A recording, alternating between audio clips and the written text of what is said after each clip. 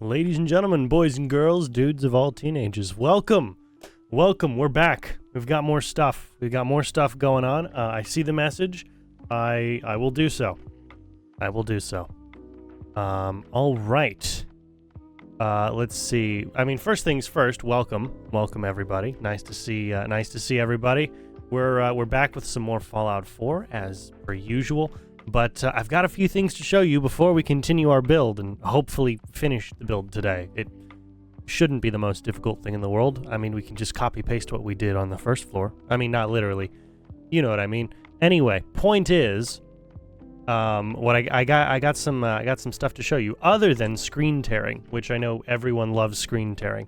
Besides that, We've done a bit of zoning. I finally went ahead and decided, you know what, I'm gonna pre-zone all these other locations so that I know at least the layout, the general size of each of the future plots of land here. So, way over here, we've got one of our future builds, which is going to be the police station. That section in the back with all the concrete flooring and everything. That's where the jail cells are going to be, because they're holding cells, not really like an actual jail or prison, because that will be a different build, probably. I mean, it will. It just depends on if we actually ever get to that build and finish Jamaica Plains. So we'll have a police station back there.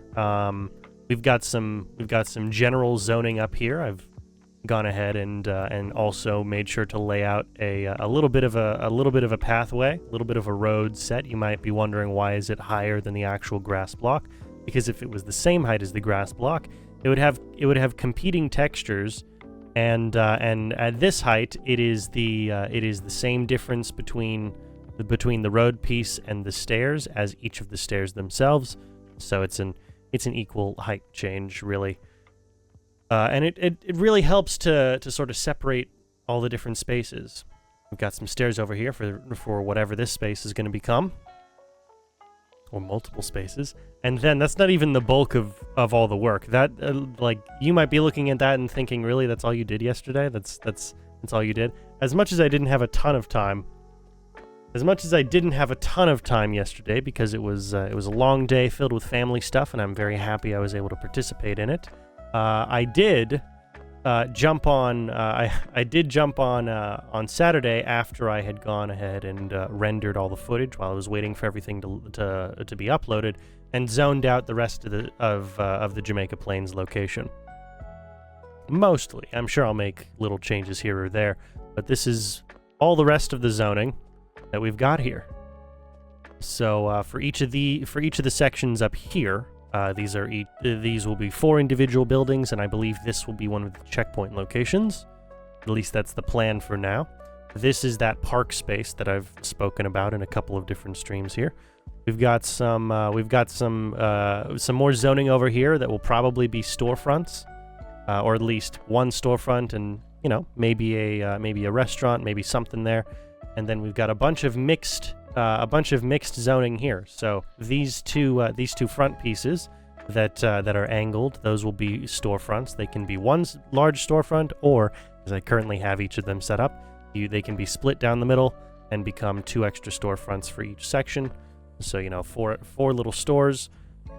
We've got lots of housing zoning. These 2 blocks and those 2 blocks. These will be cut. In half. So I haven't decided if they're going to be individual houses, or more likely they're going to be shared housing, apartments or something. Then we've got some zoning back here that will probably be more housing, because that really is, I mean, the big part of this is again, if I'm filling out this to make it kind of actually feel like it's a town or a city or something, there has to be a lot of housing. And I have to become a little bit more creative with what each of these locations is going to be. I know that I need to have some sort of medical clinic. That won't be too hard to put together. But on top of a medical clinic, I also need duplicates of a lot of stores. I know that I don't yet have, but I need a gun store and I need an armor store, and they will probably be right next to each other. In fact, I wouldn't be surprised if one of these blocks is those 2 stores. But then I need a bunch of duplicate stores. You know, I need more restaurants. I need some more shops. Just in general, there's more stuff that I have to fill out in this space, and I don't necessarily know what that's going to be. The only other space I haven't zoned yet is over here, but I'm pretty sure I'm going to put the medical clinic right here. You know, right next to the courthouse or something. But yeah, that's I've a lot of zoning. A lot of zoning. Definitely not completed all the zoning. And once all these are filled out, that doesn't mean that we're necessarily done. We've got to green up the locations. We've got a couple parks to build. Got some other checkpoints we need to fill out because I haven't built a checkpoint in front of most of the entrances, or at least zoned a checkpoint yet for most of those. So we've got a lot. We've got a lot. This is just, you know, most of the zoning. What I had time for on Saturday, because Sunday was rather busy with family stuff. All right. But today, we're here to focus on hopefully finishing this build here. Doing our best to, at the very least. All right. Now, as we actually... it looks like we're frozen here, of course, but as we jump in, because it'll take us 5 minutes to enter into the settlement menu... As we jump in, I hope everyone's had a pretty solid weekend. It was a busy Sunday for me, but it was a good Sunday. Very happy. Yeah.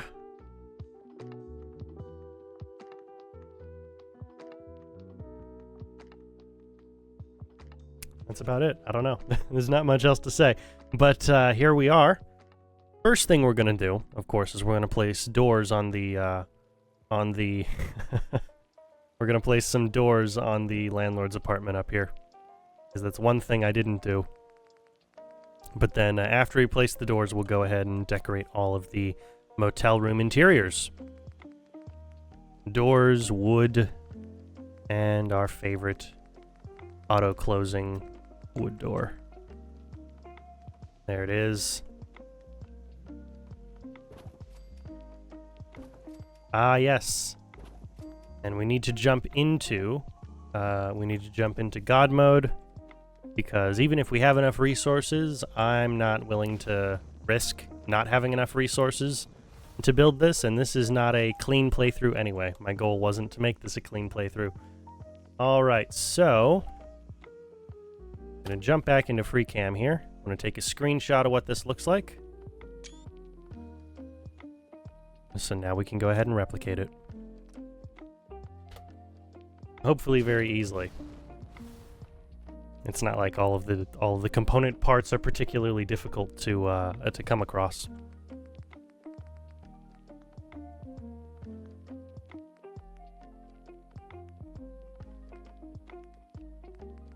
All right. I'm gonna start with these vault beds as per usual. I want to make sure that this is... Ooh, that might have been my cleanest place for one of these beds for a while. That's helpful.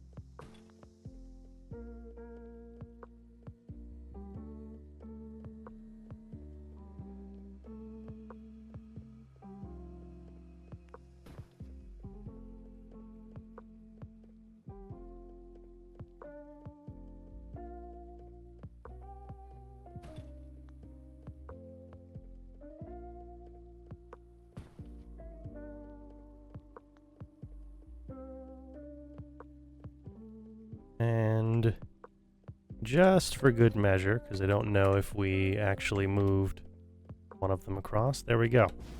Should be all the beds we need.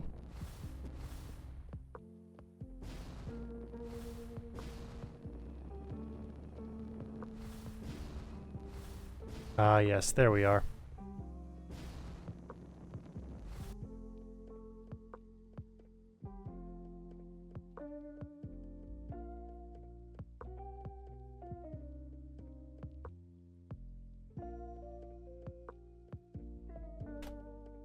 Okay, so we did put 5 beds instead of 4. Oh well. That's fine. That is fine. And now that all of the beds are at least properly aligned on the XY axis, this makes it easier for me to go ahead and move them into place. Otherwise, we've done this before.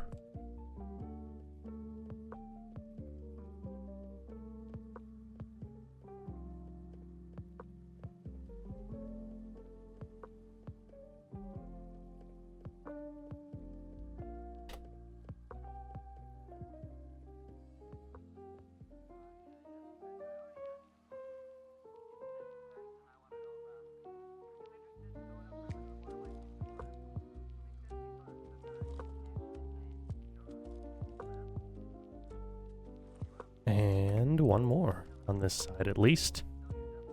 And I'm gonna go ahead and make sure that the beds on the other side are all good before we put any other furniture in here. Oof, lagging bad enough that that I can't even jump across these spaces. Not very fun. Not very fun. Okay.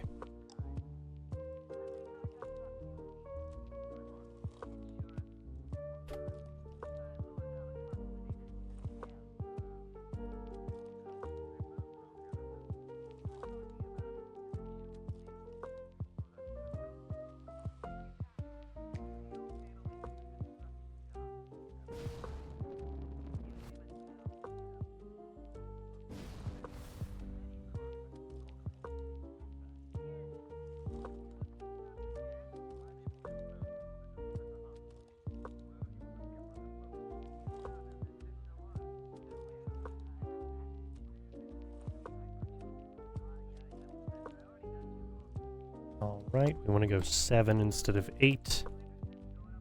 Okay, good.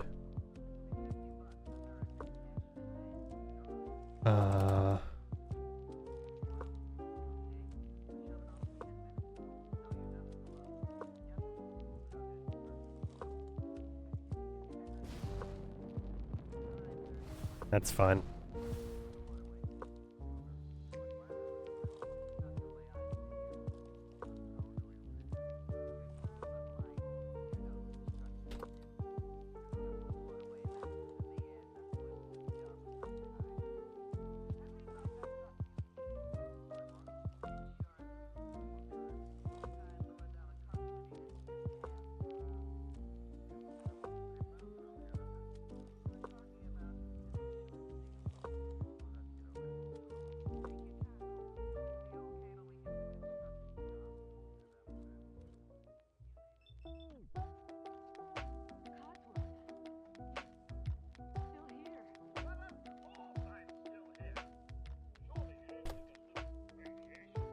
Alright, come on. This is... You'd think having done this so often, I could probably do this faster, but no.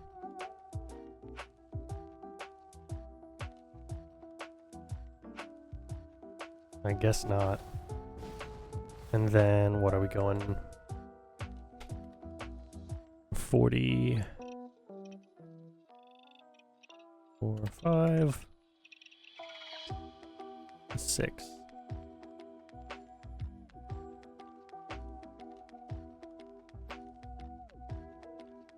What I was really happy about when I was doing a lot of the layout stuff is that I was able to get it aligned properly on the XY axis, so that because that's one of my big concerns about all these future builds was, okay, am I going to be able to do this properly? Is this going to turn into a problem where I have to go ahead and try and realign each and every single building? No, I just got that out of the way. Y minus 200 and 45, I think it was. Right? Ooh, close. 46. Okay.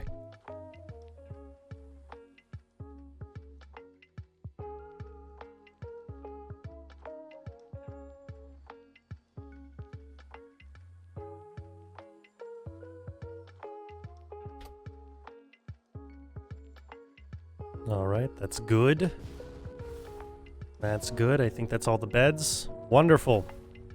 Wonderful. Now we just do the same thing for every other piece of furniture in here. Ugh. At least this time we do not also have to go ahead and decorate a landlord's apartment. No, we're gonna do a little rooftop terrace sort of thing, terrace patio, whatever, up there. And then we'll have, you know, when we build the third floor, that is. When we build the third floor. All right. So we want to go all the way over to Homemaker, Furniture, Containers, Home.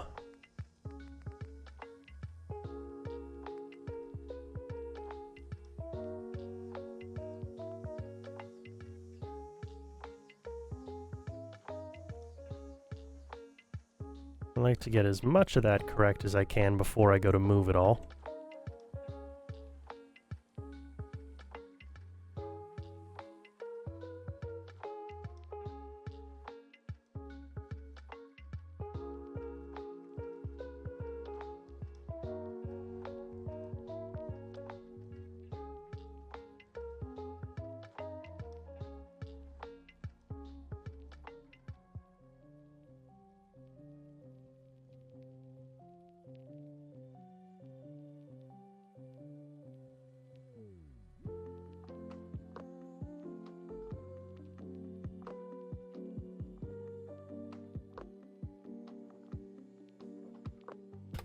Alright, that's good.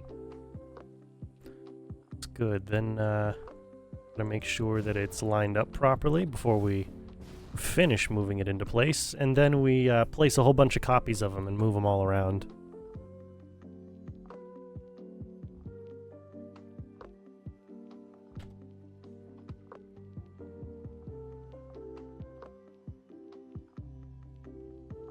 Nice.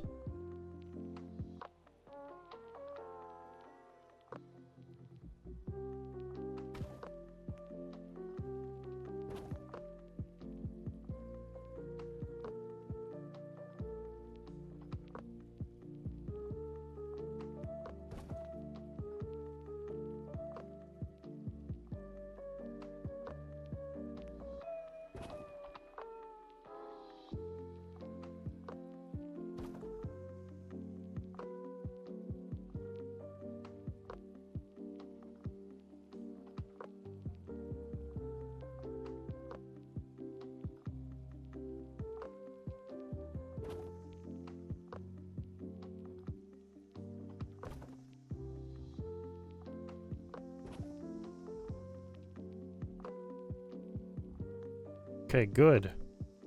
Got all those moved over there. Work on this side first, but all that screen tearing, man, it's not gonna go away. It is not gonna go away for as long as I'm building this stuff. I will only be able to fix that once I'm recording and not streaming, recording, and building at the same time.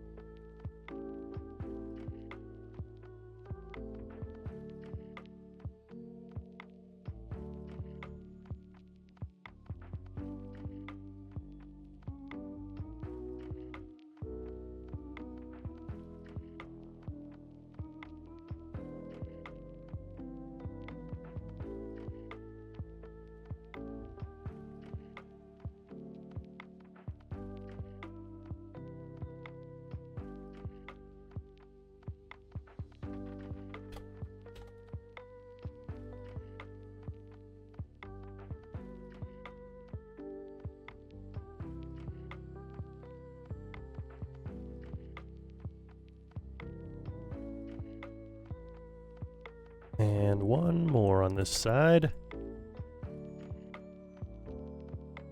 40, 50. 45, 44. Okay.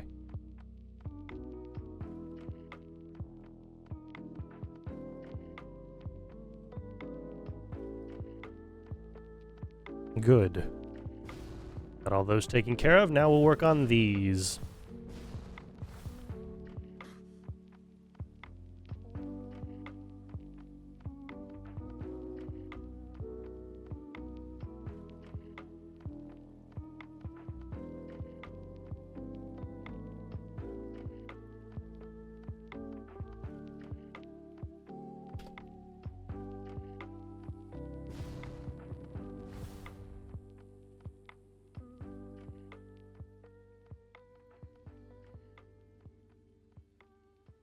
X 700,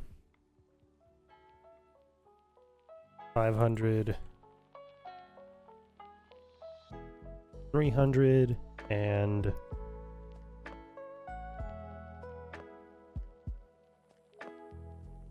Y. Okay.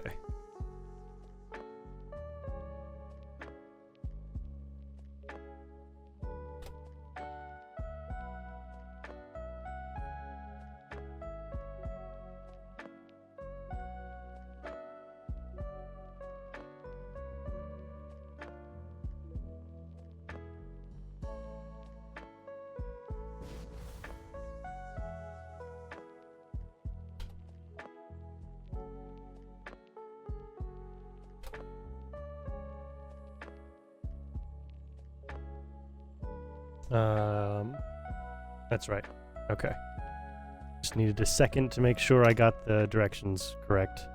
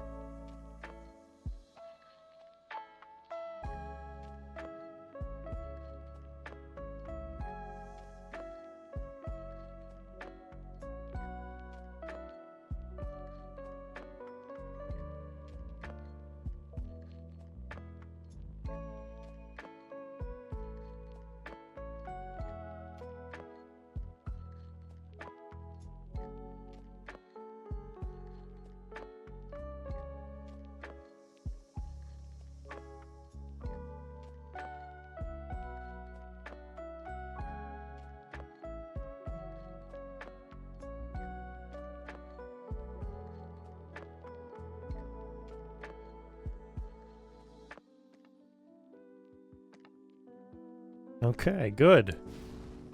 Good, those are all pretty much exactly where I need them to be. Now we'll go ahead and we'll place the, oof. Hey, NCR Ranger Bravo, nice to see you. Nice to see you. Good to have you here. All right, let's go ahead and place all of the couches, furniture, seats, couches. Wonderful, and of course it's backwards. That's fine. What's important is that it's angled properly.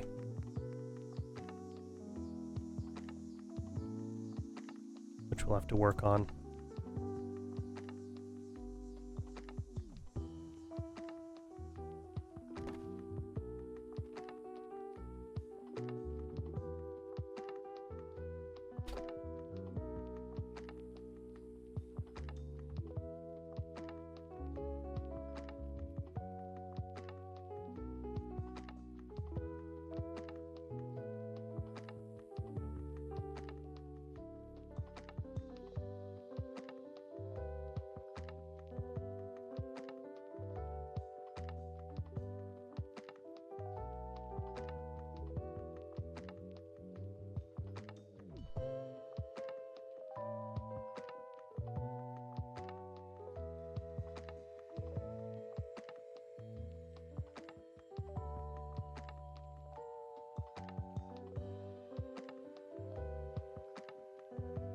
Okay.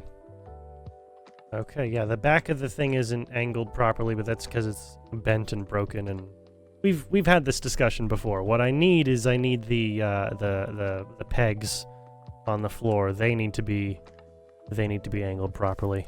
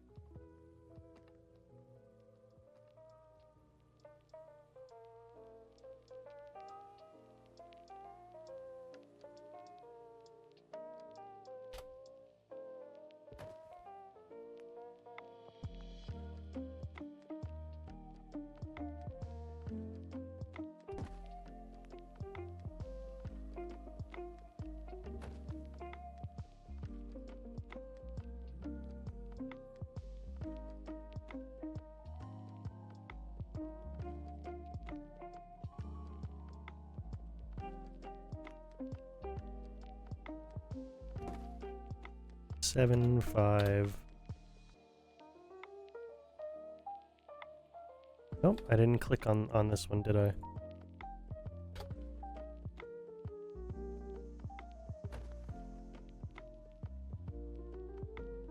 Three. And then we've got to move 4 of them by 1,000. Y minus 1,000.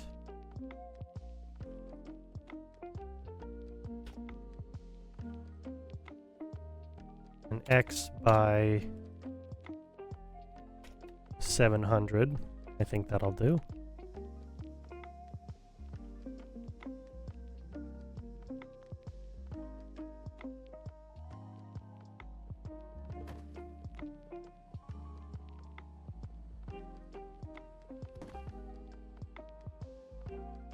Then we need 1,000 and 500.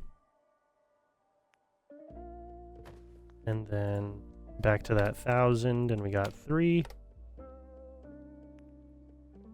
Just move this guy by 1,000. Nope.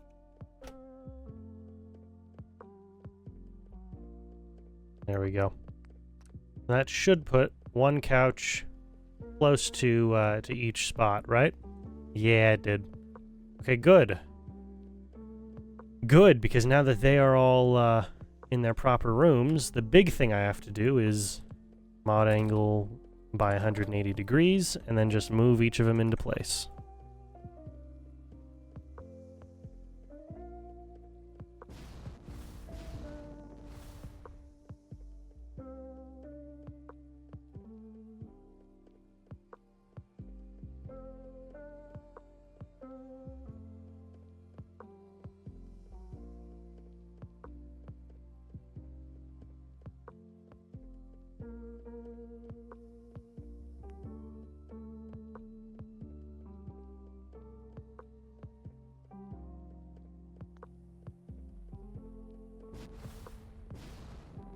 All right.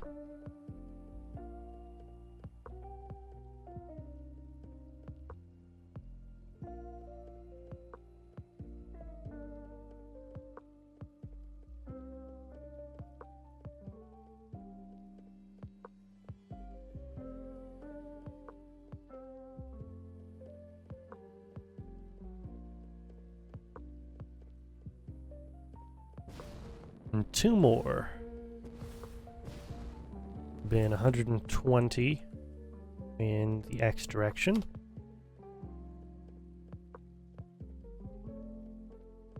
Oh, no, of course not.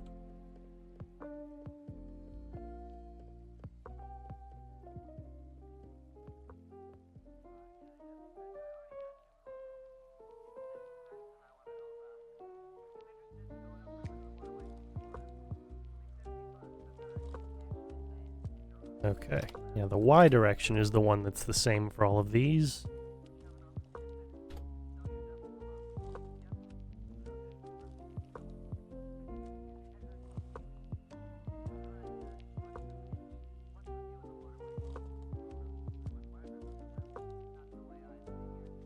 All right, that should be good for all the couches. Now all the TVs and all of the little side tables, those I can place by hand as we continue all of this process. What's important is that we've got the bathrooms finished already. That was the big thing. The big thing we focused on previously. Now these couches over here, I gotta finish up. That's right.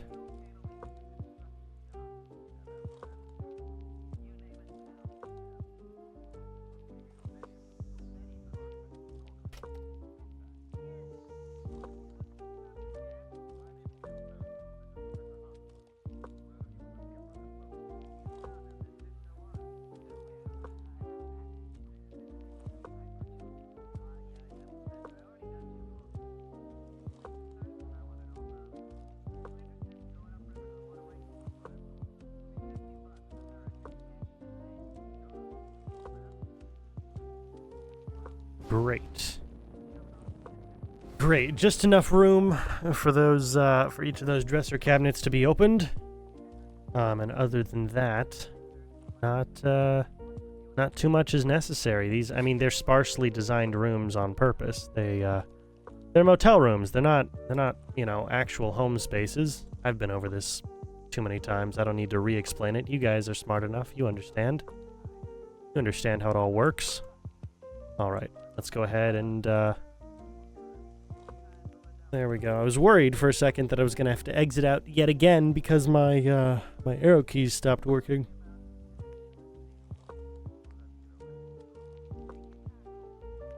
Which there's no good reason for that to be the case.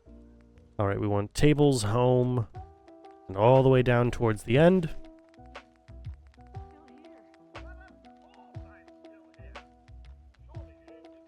There we go. We'll just place all these by hand. It's not the biggest concern.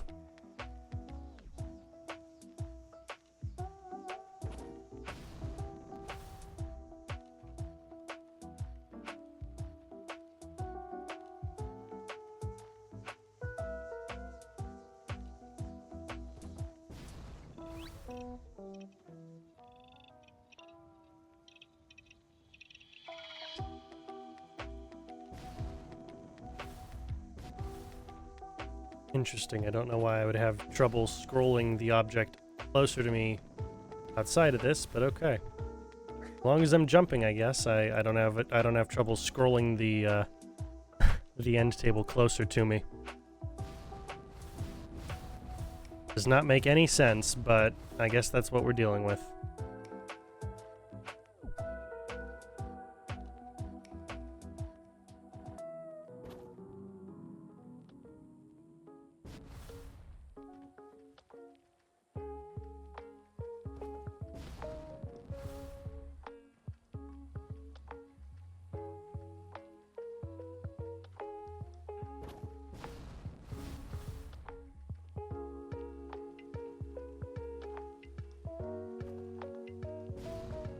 Okay. Yeah, then the TVs, and then we're mostly good. We just have all the little OC decorator pieces we have to worry about. Okay. I think I'll start back here because this one I very specifically have to place in front of this this green stripe here. Why would I have to do that? Because otherwise the TV would be in front of the window, and the whole reason I put the window here is so that there's more light that comes into the space.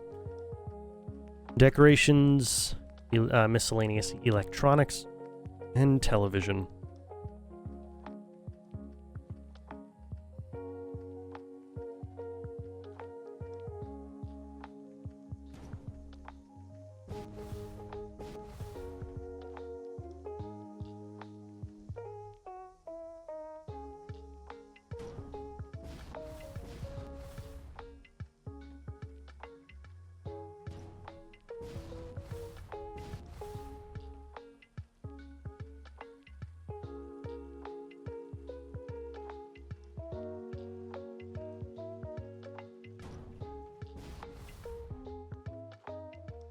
Alright, good.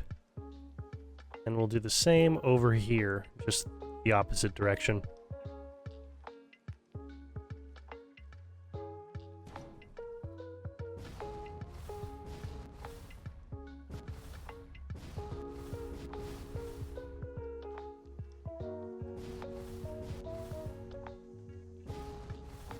Okay, come on.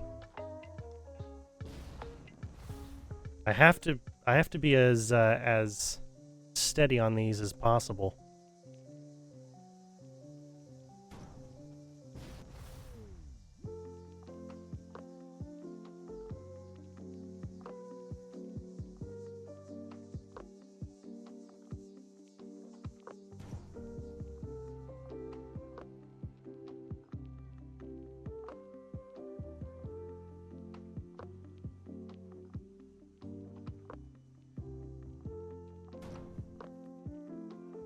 And it's not bleeding into the next room? Not at all. Perfect. Okay. That's all the big items that need to be placed. It's now just OC Decorator and then some radios as well. But that's not a hard thing to place.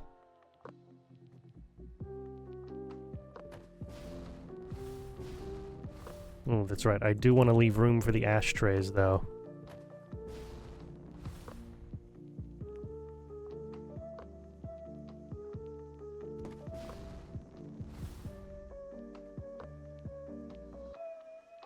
It's not so much about what configuration the radio is in, so much as that I've got room for the ashtray to be placed there.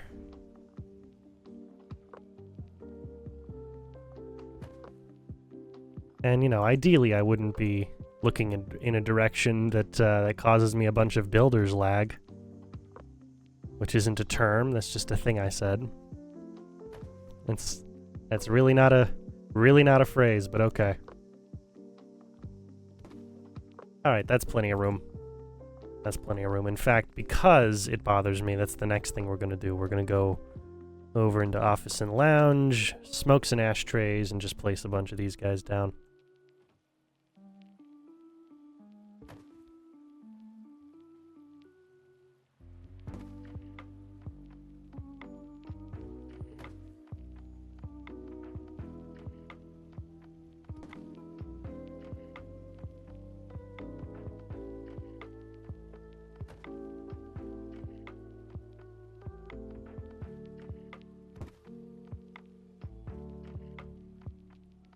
I've missed one, haven't I?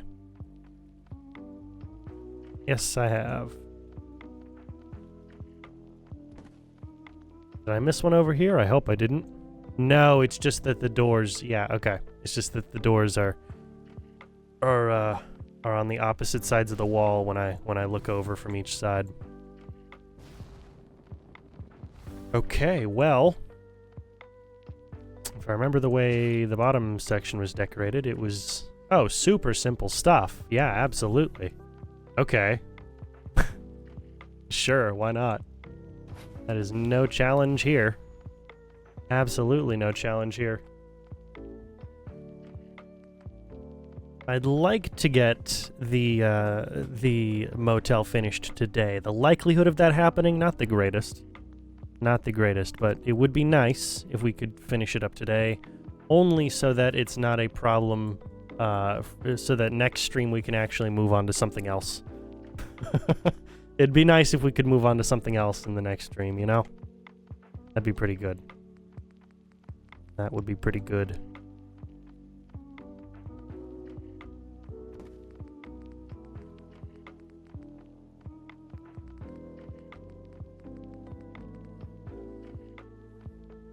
It's not fun having the phone on the opposite end of the object menu from the alarm clock. It would be great if that wasn't a problem, but here we are. I'm sure I can find the telephone also in the office goodies section, so I might as well just stick to it there. In fact, actually, I can find all three of these objects just here in the household items. So why even concern myself?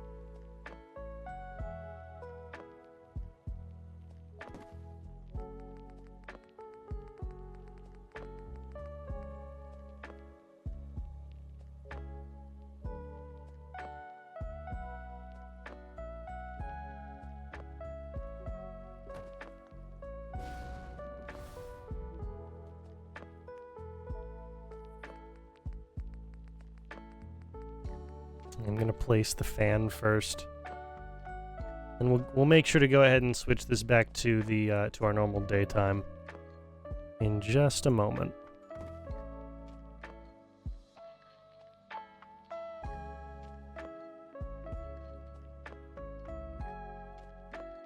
Good.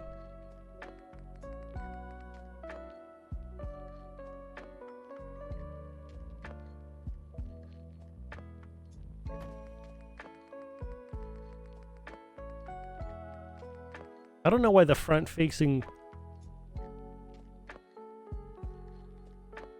Sorry, I don't know why the front-facing fan would be the opposite direction of every other object. You'd think that the front face of the fan was the, you know, where the wind is coming at you. But apparently, according to the Bethesda object menu, the front of the fan is the opposite direction of the front face of every other settlement object.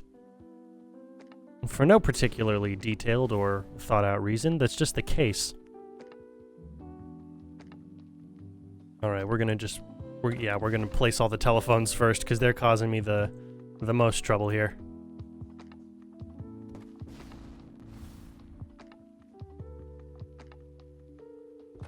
If I have all the phones down properly, then I can come in and place the fans without concern.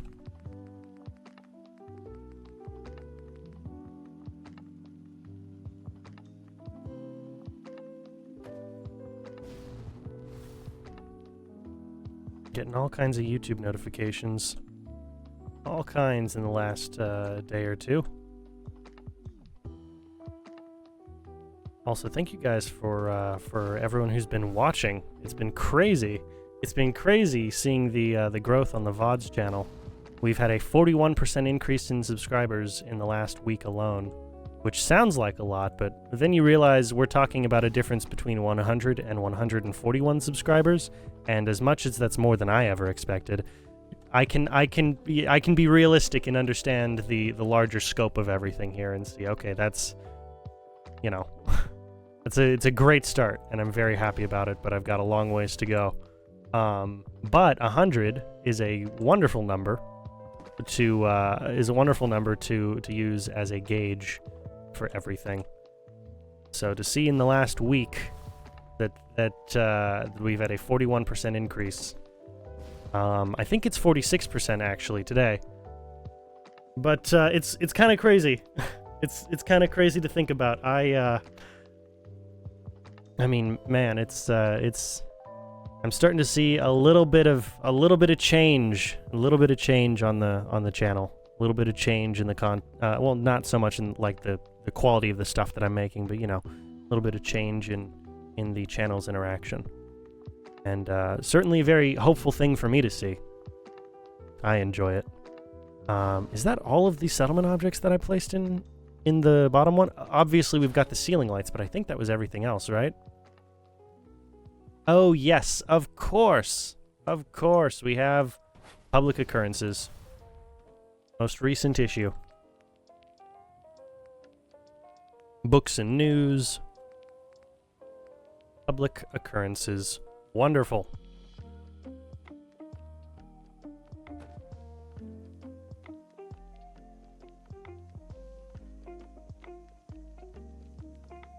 Just find somewhere to place it. Doesn't have to be exactly the same location every time. Just somewhere on the nightstand.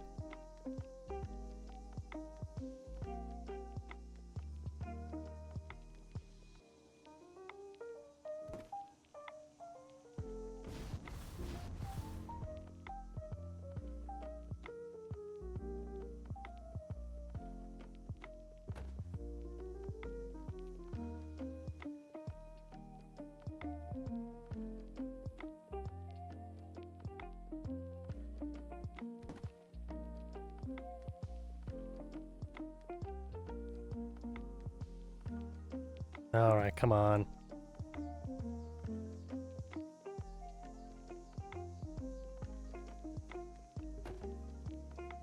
And one more. And then that will be all the objects except for the lights, which is good, because that will, hopefully, if we can get all the lights done in a timely manner, that'll give us 2 hours to finish up what I would like to say, finish up the rest of the structure. Can I say that for certain? No, but I've decided we're going 3 floors of the motel, not 4. I want 3 so that the roof of this patio is approximately level with the roof of the overall motel. Okay. But if we're even gonna have a chance of any of that, we have to go ahead and actually get a move on here. So we want snappy builds. We want shell kit, floors, wood clean. Then we want to rotate the floor. It's facing the right direction.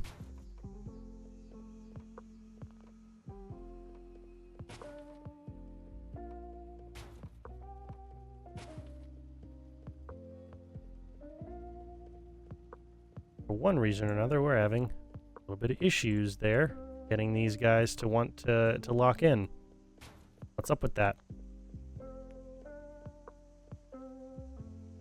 Other than the fact that you don't like looking that direction, which is fine. I can build it facing this way if that's the problem.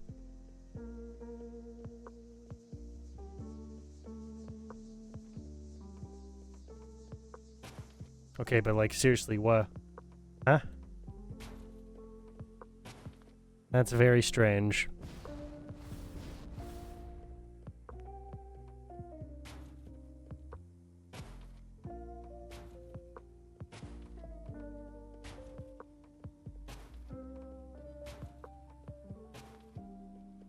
Okay, good.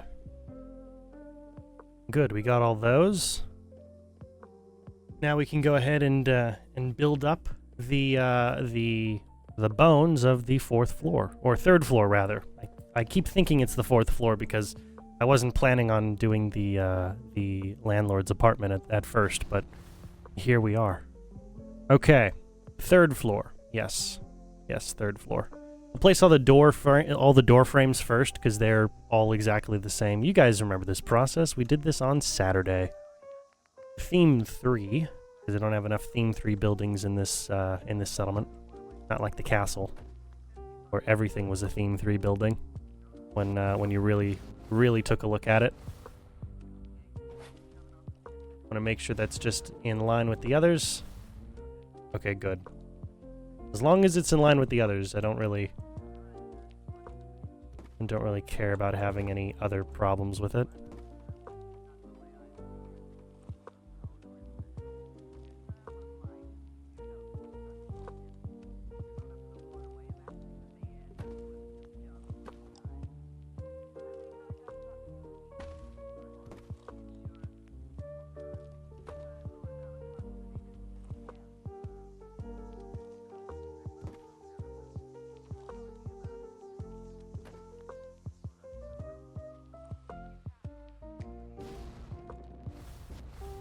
Okay.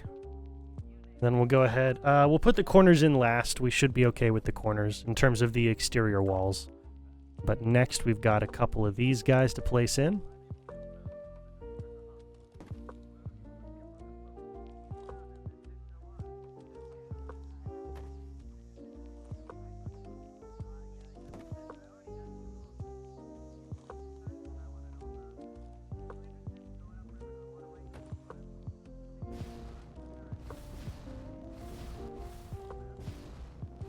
And we gotta do them over here as well, okay.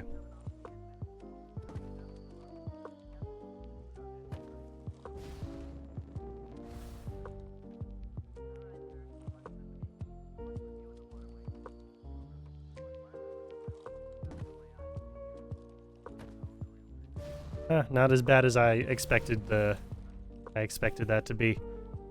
All right, now we've just got a bunch of the shared wall parts and then the interior walls to work with.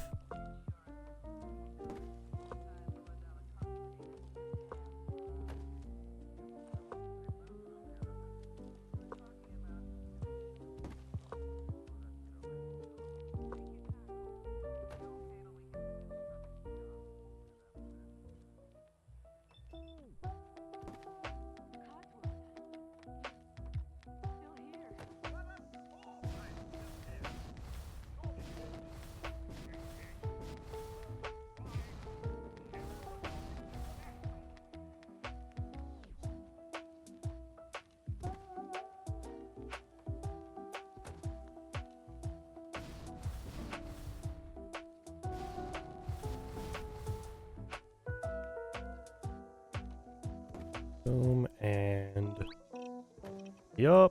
Okay, now we just got these two half pieces before we can go in and slot all the corners together.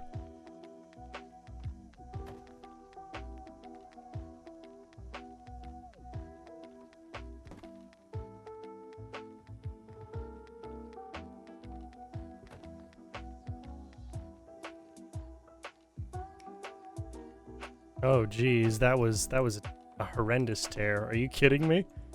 Oof. That was real bad.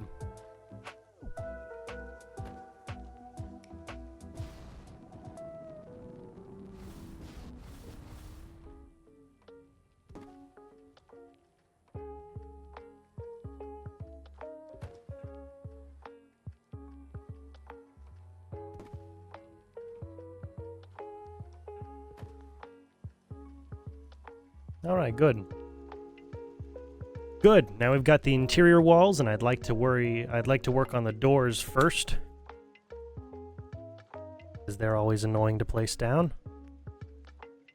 And they don't like being placed half the time. Nor do the wallpapers on those doors, but we'll have the same issue nonetheless. No matter where we place them, we'll have to handle the same problem.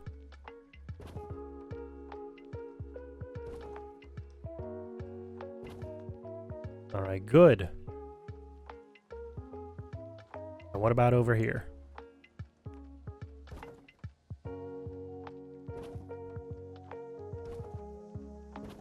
Alright. The half doors are easy enough. Or not half doors, the half walls are easy enough 9 times out of 10.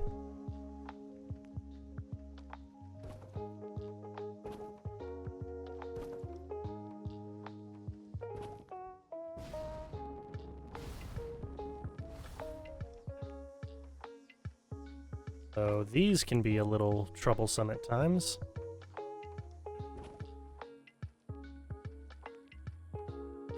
Oh, come on. Seriously?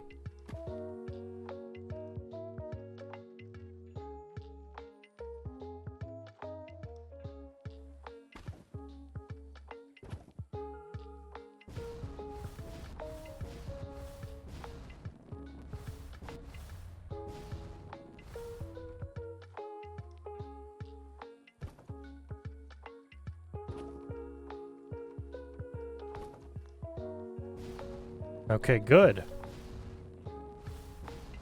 Good. You know what? The building process so far has gone a lot smoother. A lot smoother than it did the last couple times.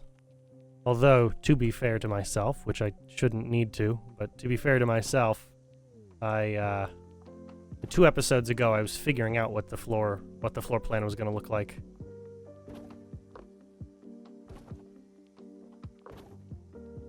The only time we had real trouble that we shouldn't have had would have been Saturday, not Friday.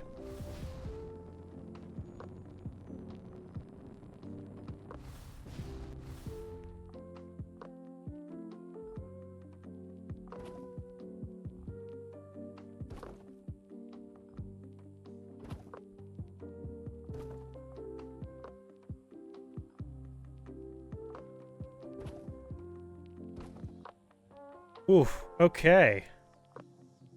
Okay, so, let's get all the wallpaper stuff for the bathroom taken care of, because that is the exact same for every single bathroom in the map, or in the settlement.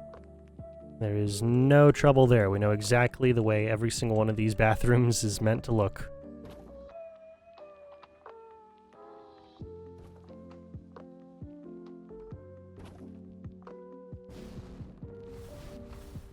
Then we'll decide on the wallpaper for the individual, not for the individual, for the motel rooms for this floor.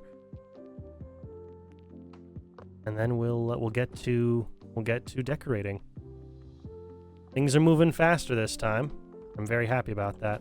I do, of course, still have lights I need to place, but if I end up forgetting to do that until the very end, I'm willing to run over time to put in a couple lights. It's not the end of the world, really. Not the end of the world if I have to run over time for a couple lights. I assume, important phone call I need to make when all this stuff is done. And before I begin the rendering and upload process. I have to be focused. Okay. We'll go with... Oh man, we're running out of good options. So, on the first floor, we use this guy. Then we use this guy. And, I mean, we could come back with this. I think it looks a little similar to the first floor, but we could come back with that. I mean, all of these look kind of similar. To be completely fair, we're not picking from the best groups, you know? This isn't the most robust group of wallpapers we could be choosing from. It's just what we have because of the mod.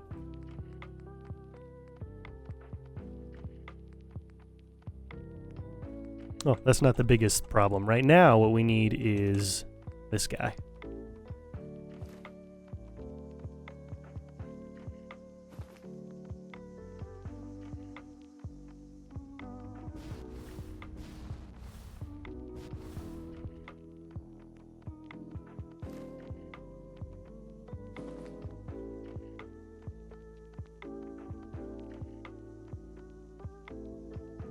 Okay.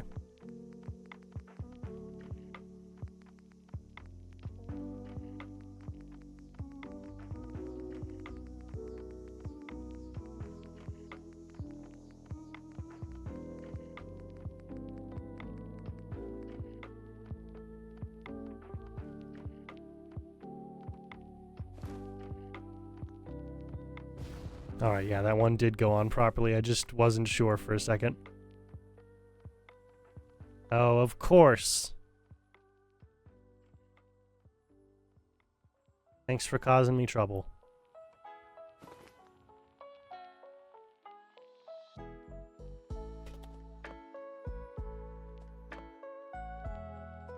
And we got a couple over here.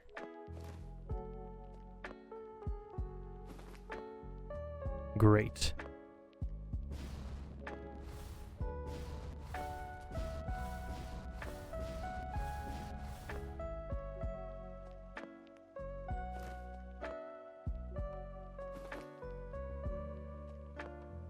Ooh. Maybe? No, you wanna attach to the other side, okay.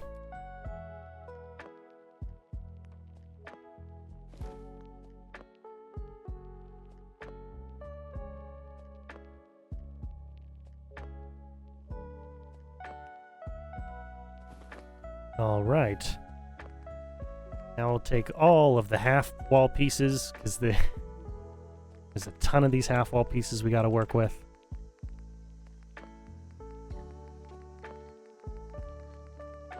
Too many, if you ask me.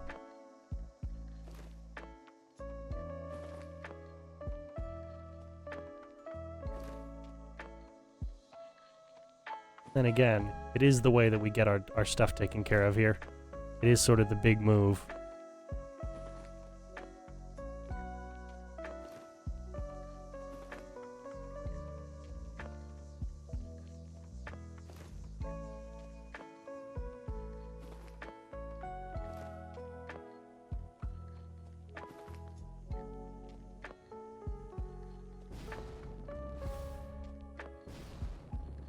Man, a total once we've filled out this section here, a total of 72 half wall wallpapers just for the bathroom space. If you count all 3 floors, 72 of just this wallpaper in this building, not including the bathroom in the front office, and not including the bathroom in the landlord's apartment. 72 just for the 3 floors of motels.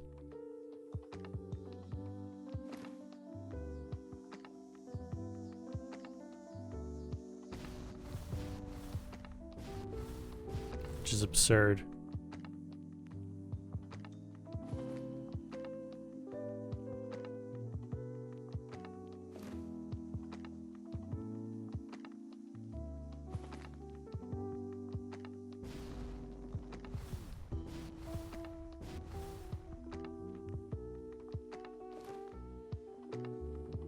All right, now we've got the whole wall piece. We've only got 4 of these placed down before we have to figure out what the wallpaper for the motel rooms on this floor is going to be.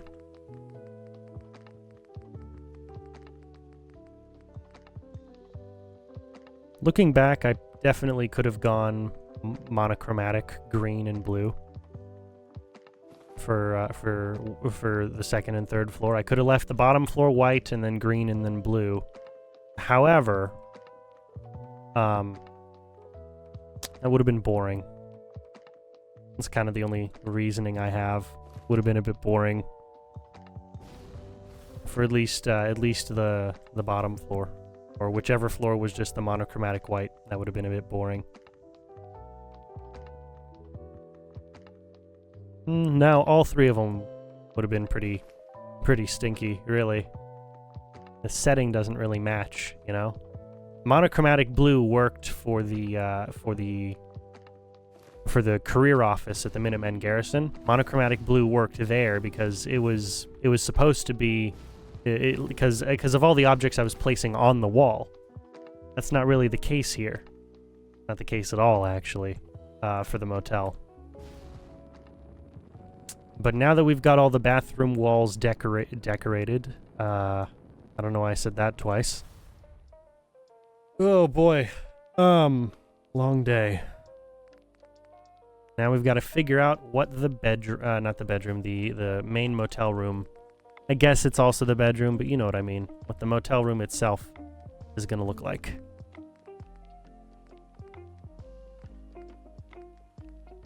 You know, as much as I don't like it,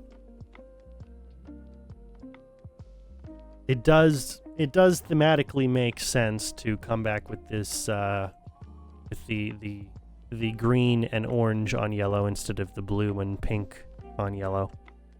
It does make sense to come back with this as the top floor, sort of sandwich the middle floor in.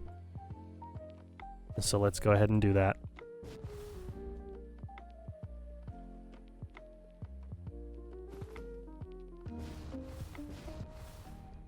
No wall piece gives me more trouble than these half doors.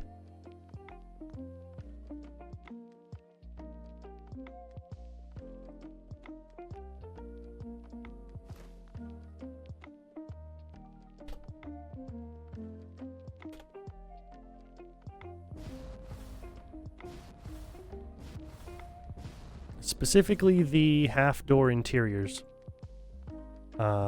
Which, to be fair, did I need to be that specific? No, because I think there's only one shell kit group that gives me half door exteriors.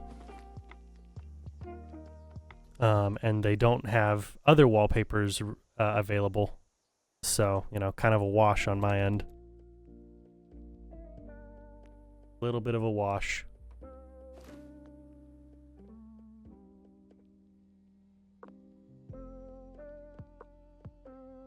Man, if my screen wasn't going to tear from just, you know, moving around this direction too long. I do like the roof line we've got there. That's a pretty cool roof line. Pretty happy about that. Pretty happy about that. That is one thing that will look really cool. The roof line for this whole settlement, whenever it's all done and everything's finally built and all the little plots I've sectioned out are completed. It will be a really nice roof line. And honestly, I think it will look like a proper colonial era little village with all the not even a village. No, it'll be a proper colonial era city with all the masonry, all the brick. It'll look nice. It'll look nice. It's gonna take a while to get there. All right, let's work on the doors next, but then first. Let's reset the time.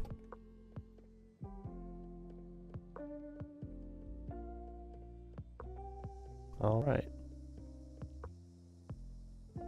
All right. Look at the Pridwin over there, just kind of sitting there, just hanging out.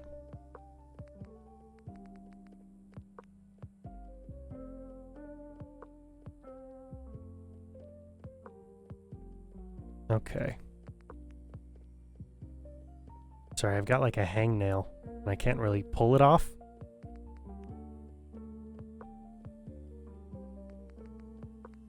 Guess I'll just have to leave it for now. Ugh. They're always bothersome.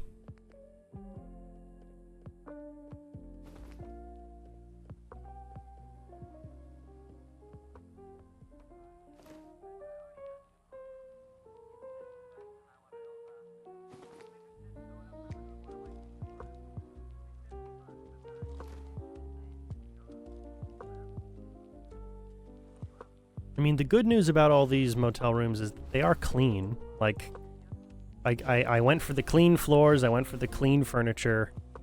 It's just, you know, it's not the greatest accommodations in the world.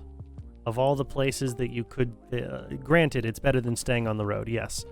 But of all the places that you could stay, you might not, if you might want to see if you can find someone who to put you up for a night in their place instead of come to a motel, you know? You know? I mean, at the very least, it's cleaner than any real motel in, it's cleaner than any real motel in our world. Oh, that is a good question, Al the Tea God. That is a very good question. I've gone over this a little bit in my settlement tour video for the castle over on my VODs channel, which for anyone else who's watching, I will go over it here. But if you want to watch the whole video in detail, because I'm proud of that one, that one is on the VODs channel, CN Games on YouTube or youtube.com. not .con, although, to be fair, youtube.com/@cn_games. But the gist of the lore is simple. It has been approximately 9 years since the events of Fallout 4, and I chose that time because it's been about 9 years since Fallout 4 came out. So I decided, okay, yeah, that's an easy enough translation, and it's enough time to justify most of the changes that I've made and all the different attributes of my vision of the Commonwealth. So 9 years has passed. The Minutemen are in charge, and they have made treaties with both the Brotherhood of Steel and the Railroad. In fact, the Railroad has been absorbed into the new Commonwealth Provisional Government, which is the NCPG. Given that it's a provisional government, the NCPG is not the final name of what the Commonwealth government will be. It's just what it is for now, as it's being set up and established, and eventually it will have its own unique name. I just need to come up with one and figure out where on the timeline that happens. But for now, it's the new Commonwealth Provisional Government. The capital city would be Sanctuary, but we'll get there eventually. And the Minutemen are in charge. The reason I went with the castle first was so that I could show what does the Commonwealth look like with the Minutemen having not just one, but having continued on for 9 years since. The Brotherhood, because of a mod that I installed that reestablishes cut content that Bethesda had initially intended to put in the game, I don't really consider that mod to be, too much of a lore-breaking thing. What it allows is you to challenge Elder Maxon to essentially to a fight, and whoever wins that fight becomes the next Elder or remains Elder. In my case, and so this is what this mission happens when you go ahead and Elder Maxon wants you to intervene with Paladin Dance, and I'm not gonna, if you haven't played that mission, if you haven't played the Brotherhood storyline, I'm not gonna go ahead and spoil it here. That's for you to figure out. But during that mission, with this cut content restored, you have the opportunity to go ahead and challenge Elder Maxon to a fight in the basement of Fort Strong. And so I do, and with a lot of ease, because I've got a very funny, very powerful gun. With ease, I was able to defeat him, and you have the choice of either putting Dance in charge, because he's the one who technically technically challenged Elder Maxon. So you have the choice of putting him in charge, or you yourself being in charge of the Brotherhood. Now, I did all the Brotherhood missions after I had already done all of the Minuteman missions and a significant portion of the Railroad missions. So that was kind of the prerequisite, is that I had already chosen the Minutemen as my main faction, and that I had already done a significant portion of Railroad missions. Otherwise, I wouldn't have been able to get all three groups to survive the end of Fallout 4. But all three groups exist, and because the sole survivor, my sole survivor, is both the general of the Minutemen and the elder of the East Coast Brotherhood of Steel, it was not a hard thing to get them to be peaceful with each other. And now, whenever I'm on, I'm just roaming the Commonwealth, and you'll run into random encampments of Brotherhood soldiers. Sometimes when they're fighting, when they get deployed from their Vertibirds, there will be wandering troops of Minutemen that just sort of happen along. And whenever there's a fight that breaks out, like raiders, gunners, something like that, the two of them will come together. It's cool. I should capture some on footage. It's happened a couple times. But the lore reason for that, because there's a lore reason, the lore reason is if the sole survivor ends up being in charge of both of these groups, he can both force them to come to terms with each other and is able to steer both groups in a more productive manner than I think anyone else as elder of the Brotherhood would be able to. I think that really the way that the game is written, it makes the most sense that Nate is the sole survivor, significantly more so than Nora, because Nate has has actual combat experience and understands a lot more of and would naturally understand a lot more of how to survive in a post-nuclear wasteland than Nora would, because her entire career before the bombs dropped was she went to law school and became a lawyer. Doesn't really make sense how she just kind of knows how to get around in the post-apocalypse. So, yeah, but that's neither here nor there. If you play Nora for your own reasons, whatever you do, like I'm not saying you're bad for playing Nora or anything. I'm just saying makes a little bit more sense, and for the ending I was going for, it's a hard ending to get, but the ending I was going for was the 3-faction ending. It made the most sense for me to have Nate in that position, because he would be the most capable. He has direct experience with the pre-war military, and all of the tactics that the U.S. Army pre-war would have used in combat, because that's something he would have had direct experience with. He would be the most well prepared to lead the Minutemen, because there's not a single person in the Commonwealth with more knowledge of pre-war history than Nate would, and who would have a direct link to the historic Minutemen, because the Minutemen would be in U.S. history. The Minutemen, they would be folded into the Continental Army during the American War for Independence. And the Continental Army is the same U.S. Army that we see today. It's the same thing. So like there's a direct line, there's a direct thread there that you can really pull and see. Oh, okay, this like naturally the protagonist should be Nate of this game, and I imagine that was. I mean, with all of the promotional material, all of the promotional material that was discussed, everything that was shown at all of the expos and everything, you can very clearly see their intent was to make Nate the protagonist. It was very, very clear.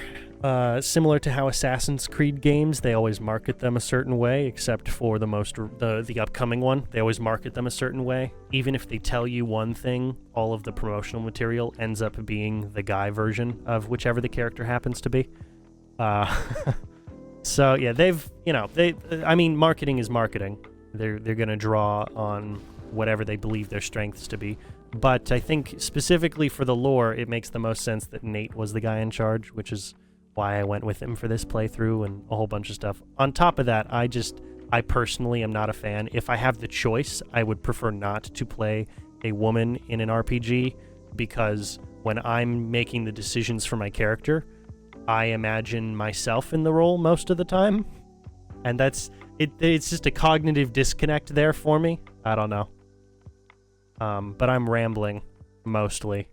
What's important is that is the bullet points. It's been 9 years. Nate, or whatever you name him, is in charge of the Brotherhood, the Minutemen, and has created a treaty where the railroad have been folded into the new Commonwealth Provisional Government as a military police, and also serve in an espionage role to go ahead and help destabilize all of the remaining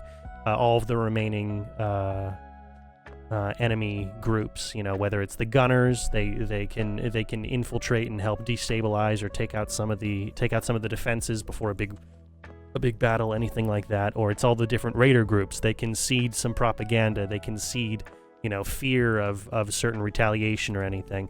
Because the goal, if you're trying to rebuild the Commonwealth, if you are the Minutemen and you're trying to rebuild the Commonwealth, the goal should not be to eradicate all of the people that live in the Commonwealth. The goal should be to give them the opportunity to join the Minutemen vision for the Commonwealth before resorting to excessive violence. Well, not excessive, but, you know, military violence. That should be the goal. X700. 500. Nope. I didn't click on the next one, didn't I? 300. And place. Actually, now that we're here,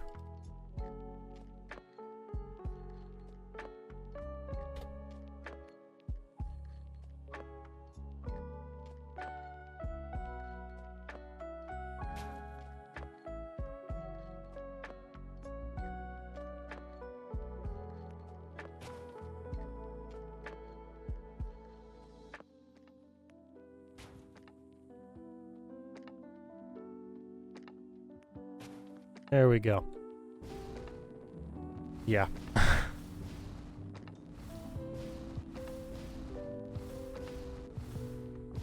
So that's the short of it. And if it's 9 years, I'm trying to make everything look, you know. Okay, what are the things that the Minutemen has prioritized in the last 9 years?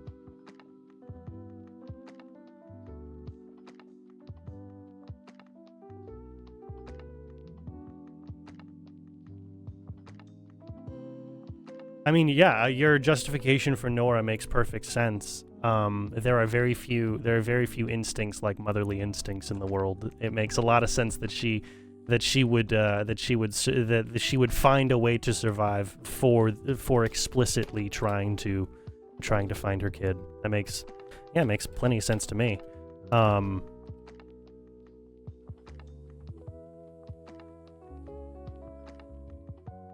But yeah, exactly. They do kind of, at the end of the day, they have to figure out what canon is going to be, and sadly, Bethesda has decided that the canon ending for Fallout 4 is the Brotherhood ending, which makes no sense because that means it's the Brotherhood ending according to what was originally in the game, which means Elder Maxon at the head of the Brotherhood was the Brotherhood ending, was the correct ending for Fallout 4. According to Bethesda themselves, the pseudo-fascistic hyper-military version of the Brotherhood as established in Fallout 4 was the correct ending for Fallout 4, which doesn't make sense because the entirety of Fallout 4 is writing the Minutemen as the good guys who you are supposed to choose. I mean, it's the first faction you run into. It's the very first faction that you run into at the start of the game. It's kind of crazy. Well, yeah, but it's been a long time since anyone has written the way that old Elder Scrolls games were written. 2 and 3 were pretty solid. I mean, 1 through 3 were pretty solid, but Bethesda doesn't have the balls to really do that anymore. They don't have the balls to say, you know what, we're not gonna worry about this right now. And at the same time, anytime that they do make a concrete decision, they find a way of making the worst possible concrete decision. And it doesn't make a whole lot of sense to me.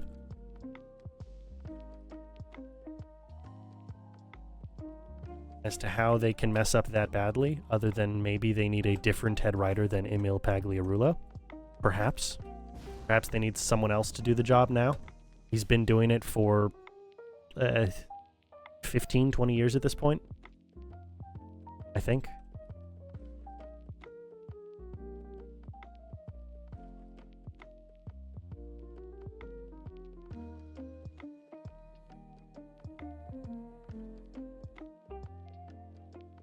$9.30. Okay.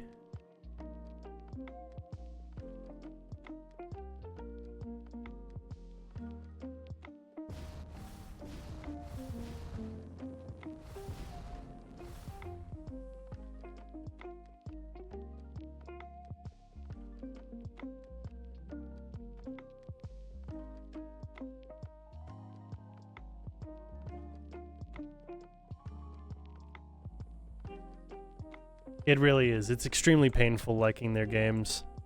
It's extremely difficult. I can, like, at this point, I'm in the position of I appreciate the world that the games are set in, but I have no appreciation for the people that make them anymore.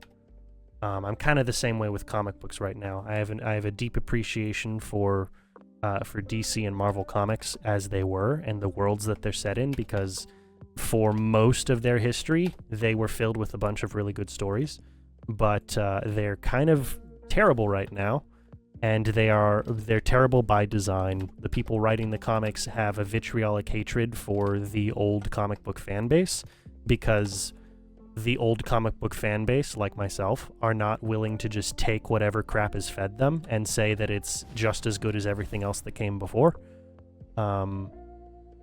But they want to reframe that as a personal attack on the individual, when realistically what it comes down to is why can't the writing be as consistently good as it used to be? What happened? What happened? That's kind of it. It's hard for me to it's really hard for me to wrap my head around, you know, modern comics being of the same quality, with a couple exceptions. You know, there's a couple exceptions out there. I'm very happy right now with the new batch of Ultimate Spider-Man comics. I think they're really good. I'm very happy with the current batch of World's Finest. I think certainly the artwork for the current batch of World's Finest comics is top quality. It's amazing stuff. And the writing's been pretty solid as well. But the World's Finest comics, they're not like, they're one-off stories. They are only canon when they need to be, which helps. It helps a lot. But most everything else in comics right now, in terms of the big two, you know, DC and Marvel, most everything else they're doing right now is just, I'm very disappointed. It's extremely disappointing. And it hurts, man. It really hurts, because these are the things I grew up with. These are the things that really helped to shape me and that taught me very important lessons as a kid. Taught me extremely important lessons as a kid. Things that I would like to remember for a long time. The world is pretty upside down right now.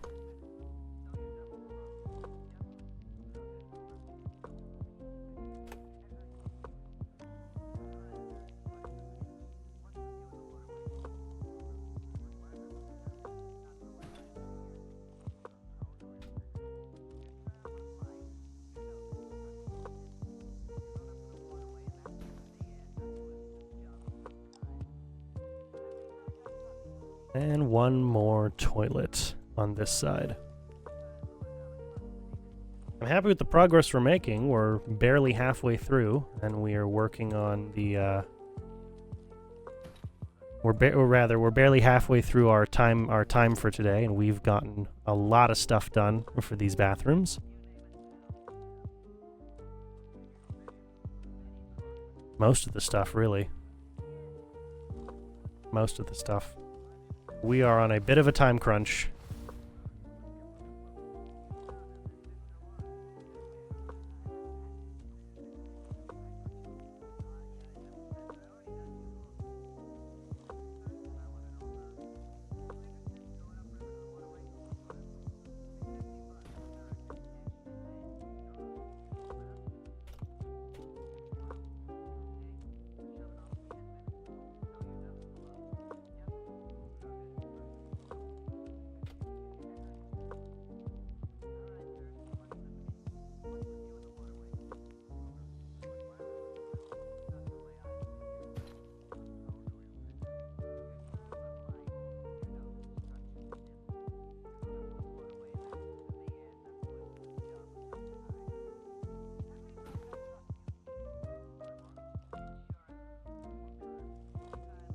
One more toilet. Okay. One more toilet. But yeah, with you know, with a 9-year time gap, that's quite a lot of time, you know. 9 years ago I was 9 years ago I was a freshman in high school. A lot of things can happen in 9 years. So my idea is that the Minutemen have prioritized reconstruction within these last 9 years. And that the Commonwealth, the NCPG has done most of the legal work, you know, setting up codes of law and everything, and the provisional governmental territories and all that stuff. The Minutemen, outside of the military aspect, their big focus has been reconstruction, because it's all well and good that you say you own a place, but if that place is not well defended, is not built up and able to support the people that live in it, do you really own that place, like, at all? And so that's the idea. I thought, okay, well, what materials make sense for a 9-year time gap that are sturdy, long-lasting, but not extremely unattainably expensive? And brick kind of just made the most sense. It also fits the Minutemen aesthetic very, very well. Their whole ideology is, you know, the colonial American idea of life, liberty, and the pursuit of happiness. And all of the architecture they make is supposed to be sturdy but modest, and so it kind of fits best. It kind of all just really comes together well. Writing just isn't the same, but, you know, market pressure. Well, yeah. So I can absolutely understand that part of it is market pressure to produce more, but on top of that, I would say the market pressure to produce certain kinds of stories, the kinds of stories that are without assigning any moral judgment here, the kinds of stories that the market is currently pressuring, or the people in charge of the market, not necessarily the market itself, but the kinds of stories the people in charge of the market are pressuring comic book creators to write, are mostly very ideologically charged, instead of just tell a good story and make sure that and people will buy a good story. It's very ideologically charged today. I mean, I would argue it really has been ever since about 2015 is when it kind of really jumped off with All New, All Different Marvel. But you can see seeds of this farther back. I mean, DC drew one of their alternate Supermen. The Superman who was also president is drawn explicitly to look like Barack Obama. Like, I wonder what they're saying with all, like, it's clear the message they have with a lot of the comics that they write. And then Spider-Man just meets Barack Obama. That's a thing that happened. Instead of because at every other point in history, except for maybe when superheroes were created, at every other point in comic book history, the current president was just a fictional character, more or less. They just invented a president to be the current one, because if they ever went, if DC or Marvel ever went with, oh, well, this person's in charge, it was always going to be divisive. I can think of a couple of examples. Frank Miller in The Dark Knight Returns, which is, if you've seen the animated movie, that's as close to a perfect comic book to screen adaptation as we're probably ever going to get. But Reagan was a specific and deliberate choice at that time, because Frank Miller was making a criticism of the Reagan political system. So there's a reason for him to be there. He was making a criticism of how Superman would act in a world where Reagan was president, and all these other superhero laws that happened. So in a lot of cases they make sense, but since 2015, when an ideological comic has been written, it's kind of just there because the writer wants to write it, or because the people in charge of the markets say this is a thing that will sell, and then it never sells, and it just doesn't ever really sell. And it bothers me because American comic books are some of the most influential pieces of media in all of Western history, but certainly some of the most influential pieces of media in the last 100 years. I mean, we invented the superhero, and we've decided the superhero right now is just going to be a tool to give you a political message and just sort of shove the political message down your throat and tell you that you're wrong for not agreeing with the thing, no matter what the message is. It could be literally anything. You know, it could be literally anything whatsoever. It could be as simple as recycling, and they will say the person who does not recycle is Satan himself. Like it is insane how just dumbed down these comics have gotten. And it bothers me. It bothers me a lot. Because again, these are the things that taught me a lot about the way the world works and what it means to be a good citizen, what it means to be taught me a lot about what being a good person looked like. And that's kind of the importance of superheroes, is that they have the ability to do that. But today it's just become, what does being the kind of person that we say that the current political system says is a good person, what does that look like? And that's just boring. That's just boring. Because that'll change, that'll change not too long from now. And then everything that was written in that time period will be absolutely meaningless. I need to finish this wall. I did this last time. I always forget one of these sections to go ahead and wall up. I always forget one of these. But yeah, it's just really, really difficult. Like, sure, there's always been somewhat of a small percentage of comics that have had a political focus to them. Some of them have been very good. You can go back and you can find the Team Up Comics series. This was Green Lantern and Green Arrow. And they would travel around the United States and the world, but most of it was focused on the United States. And they would talk about different social issues. Green Arrow has always been written to be a more left-leaning figure, at least in his public life. As Oliver Queen, he's a more left-leaning figure. And Green Lantern, who was Hal Jordan at the time, he had always been written as a more conservative individual. Which made sense. He was from a proud military tradition in his family. He fought in several wars, depending on which era of comics you're talking about. And they treated both sides very evenly. Whenever they brought up a social issue, they were very fair as to both of the opinions that issue might have, or at least two of the opinions, the two most mainstream opinions. But today, if you were to write that kind of thing, Green Lantern would automatically be in the wrong because he doesn't agree with whatever Green Arrow has to say, because Green Arrow would continue to be written as a more classically liberal figure, but because Green Lantern is more conservative than him, the people writing the comic book would be obligated to write him as incorrect on the issue, no matter what the issue happened to be. And that's just not really a fair way to put it.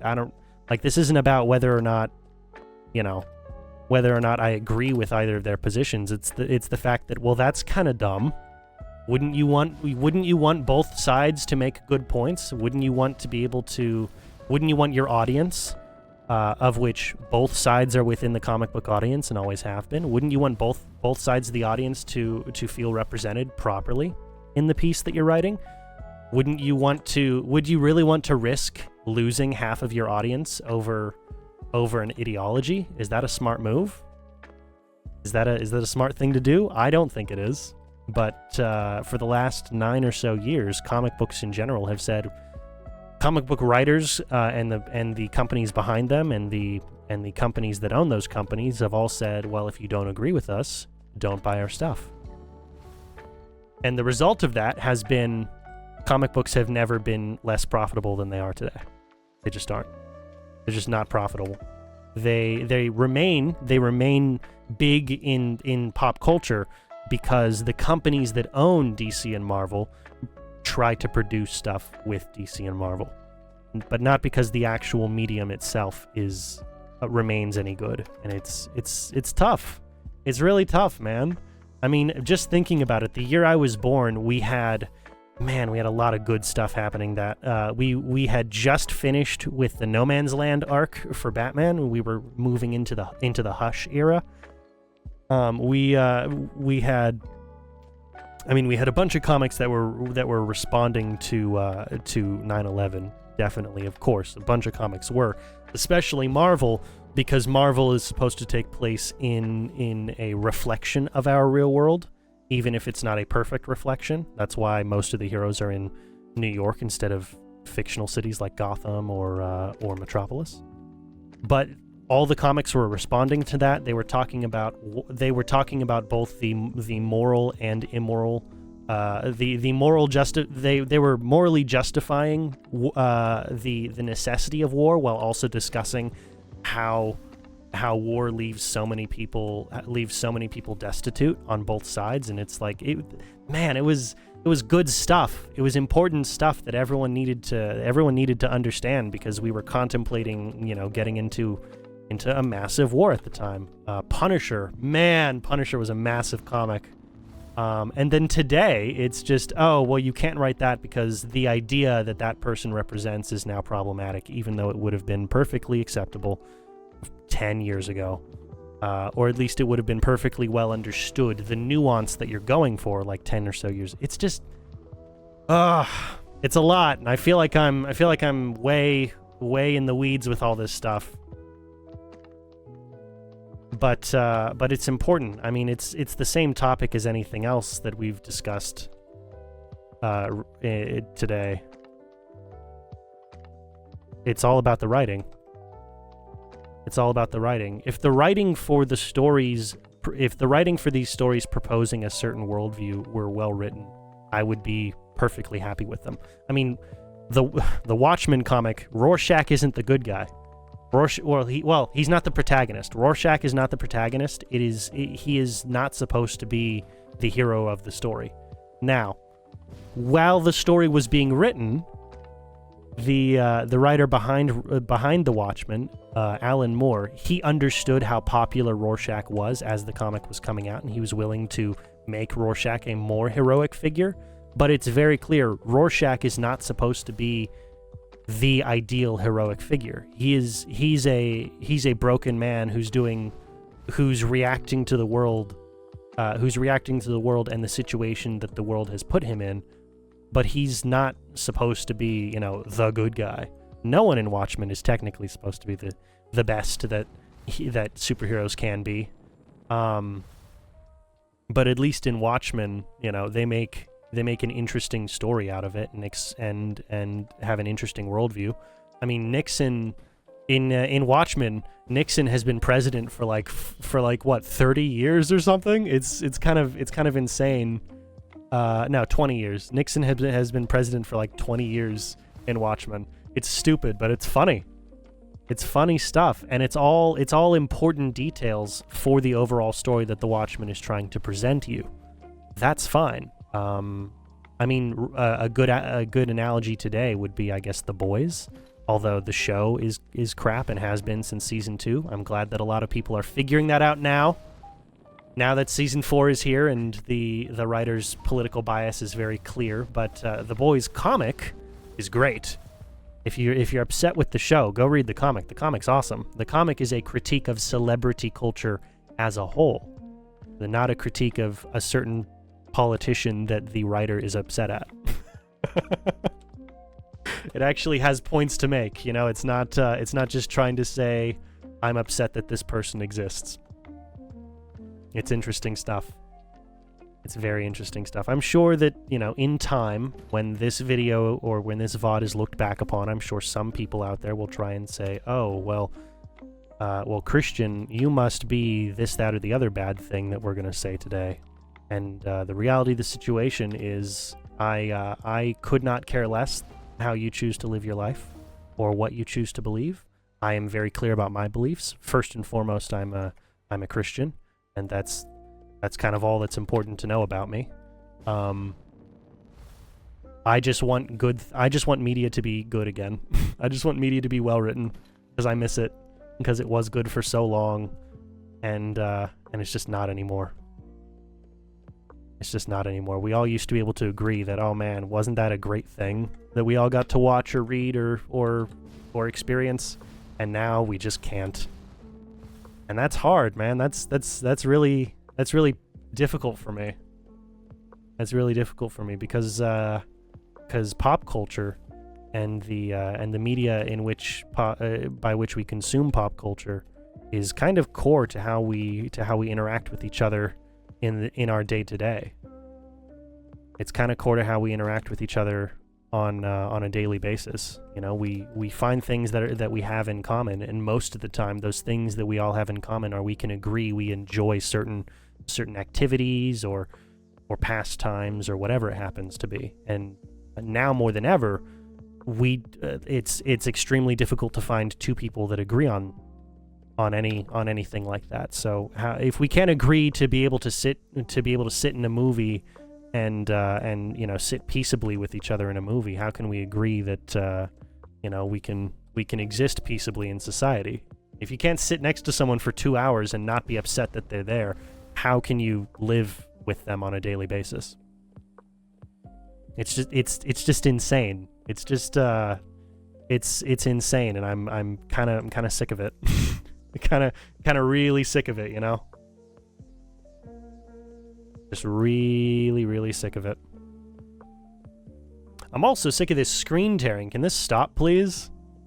Can I get like one stream where we don't do any more screen tearing in Jamaica Plains? As soon as I'm in a different settlement, this won't be an issue. Ugh. I mean, come on. Sorry, I went on a yapping spree right there. Let me catch up on the chat here. Let's see. Amount of profit anyway. Superheroes look, focus stories. Who is it? Yeah, I mean, so you would hope. I certainly would hope that it is a matter of profit.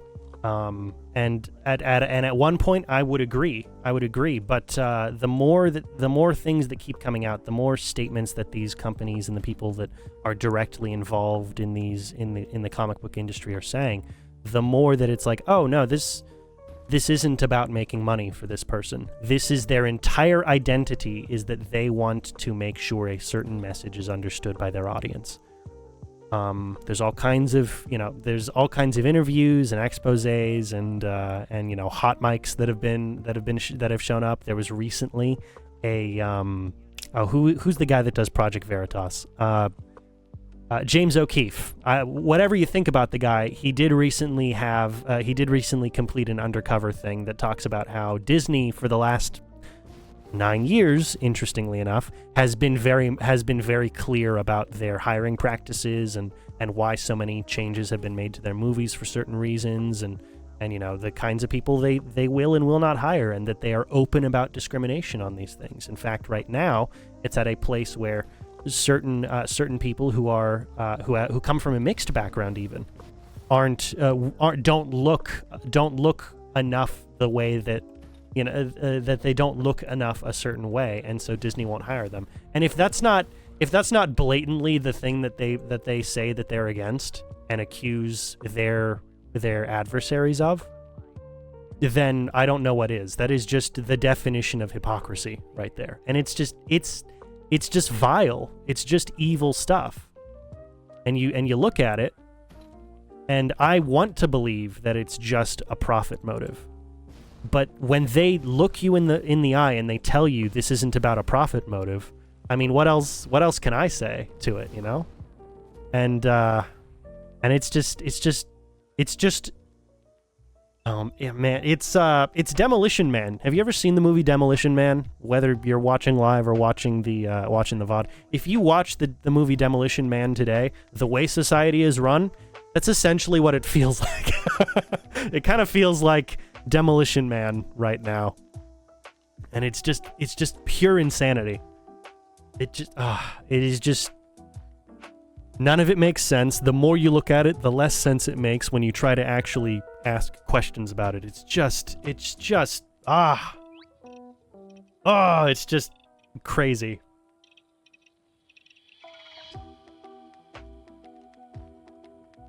I mean, I am always open to hear someone ramble. I'm always open to hear what other people have to think.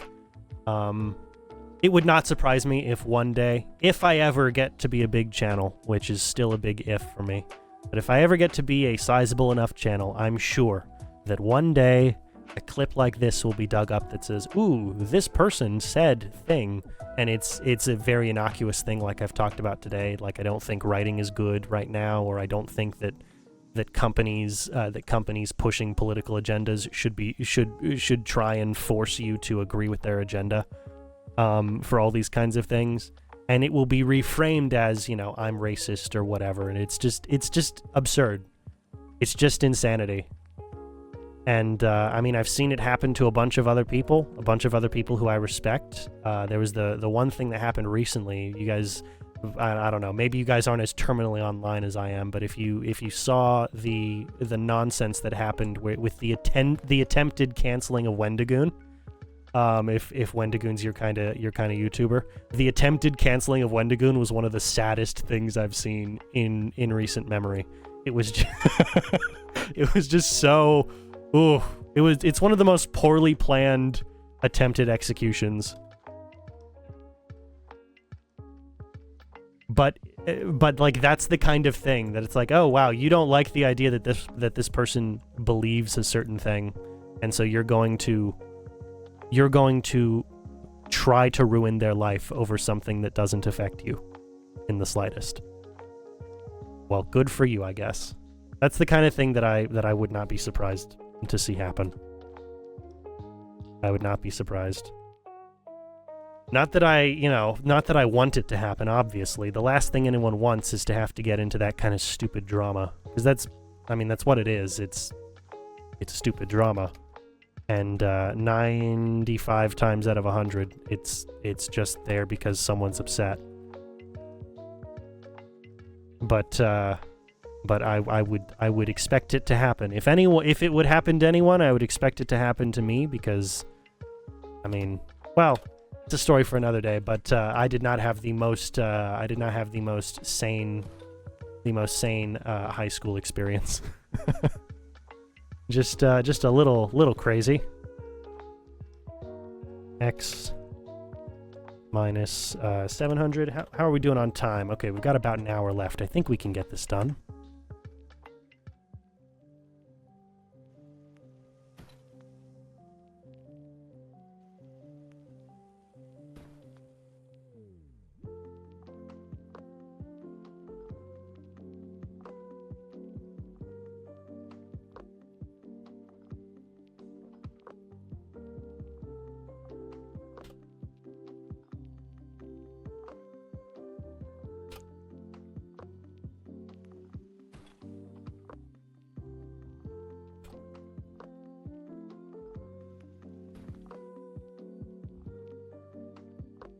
Three and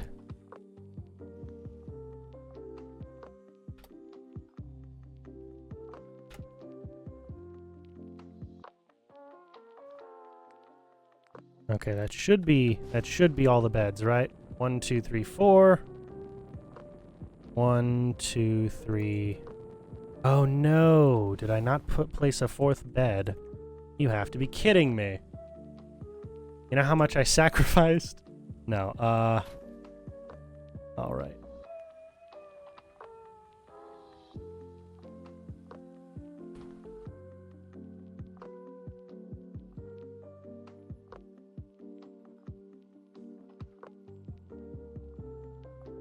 There we go.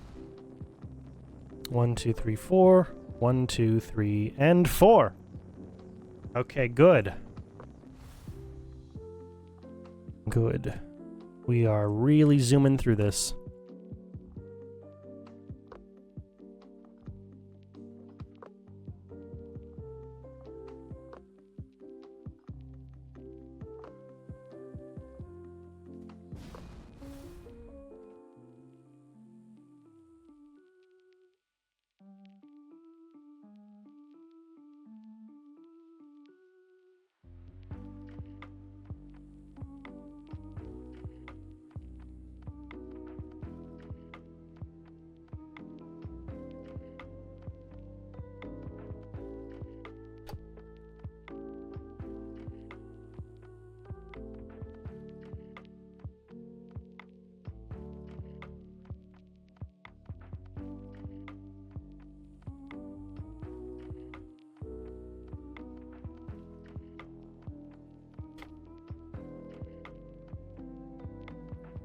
Oh, I did. Okay, I did make the bed. All the beds. I just accidentally placed 2 of them at the same set of coordinates. Oh well, that was bound to happen, I guess.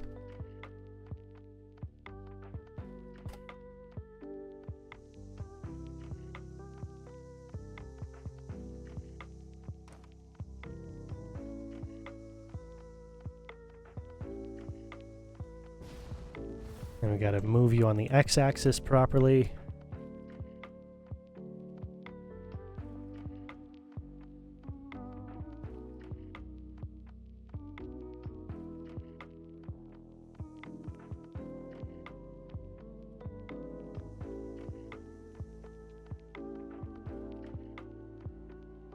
All right.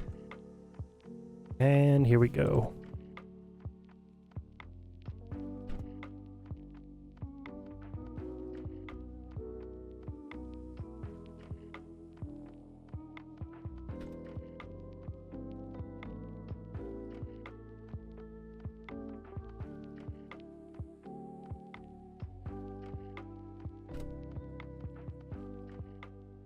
Great. All the beds on this side taken care of. Ugh. All right. Let me make sure I catch up on the messages. I think these things are just sad. You're definitely not.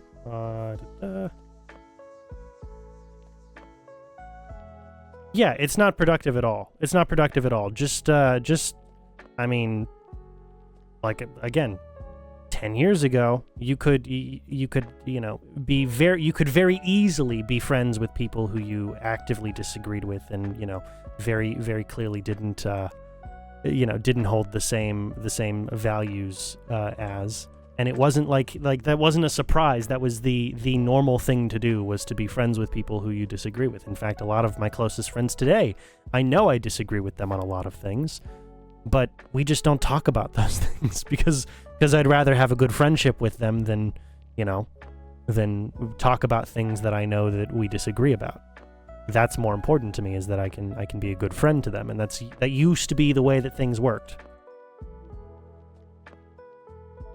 And I just wish that remained the way that things work today.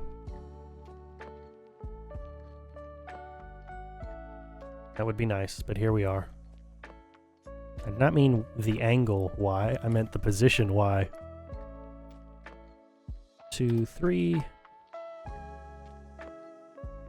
10, 11, 12, 13, 14, 15. All right, let's go ahead and work on these.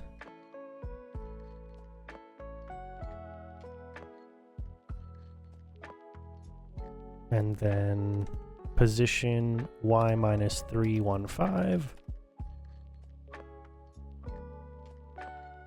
Okay, good.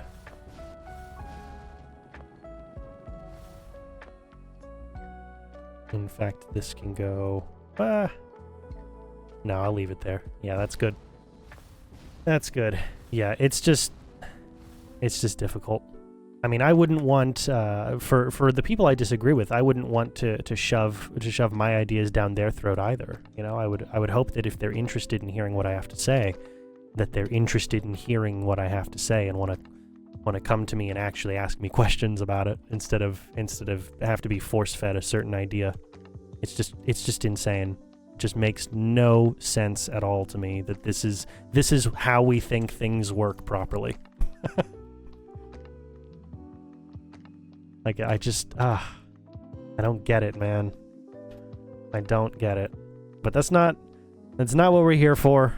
And I'm here to play Fallout and to build houses, damn it.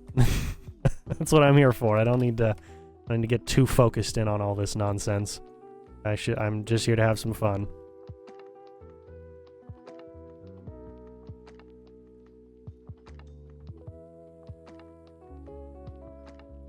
Also to fight against screen tearing at every single turn. I guess that's okay. I guess I'm here for 3 things, not just 2 things, but still, none of those things are having boring conversations about about why I'm upset that the world sucks today.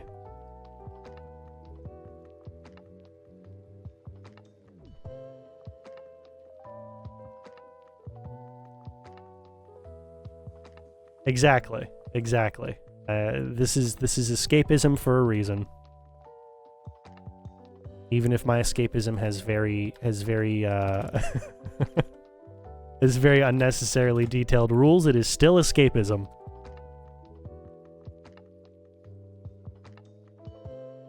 All right. Great. All those beds are placed properly. We still have an hour. Okay, good. Good. What I will do is sort of go ahead and cut us from one annoying thing to something hopefully less annoying. Is I will go ahead and place the I mean, it's not really the overhang. There we go. I'll place the overhang and a portion of the roof here for this floor. Mostly the overhang, though. Come on. There we go. Snappy build shell kit. We want roof. Flat roof. We use these half pieces for the entire process. And the buildings will be a different direction on the half rooftops. The flat roof pieces than the walkway will be. The walkway is kinda set in stone. Very standard stuff. Very standard stuff, including the screen tearing. That's it's a perk. As Todd Howard says, it just works. It just works.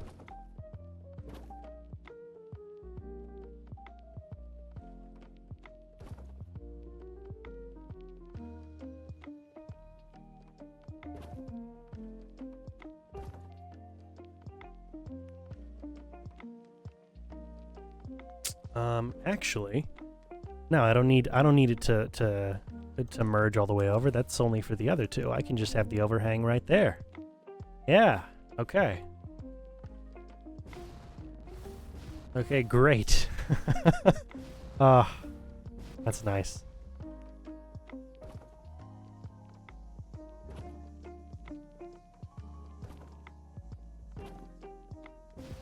I guess most of the roof overhang is going to be in the same direction as the main roof itself. It's just going to be that little section of overhang that looks out southwards. Okay.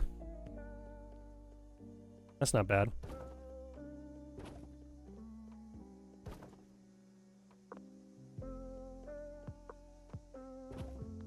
Come on.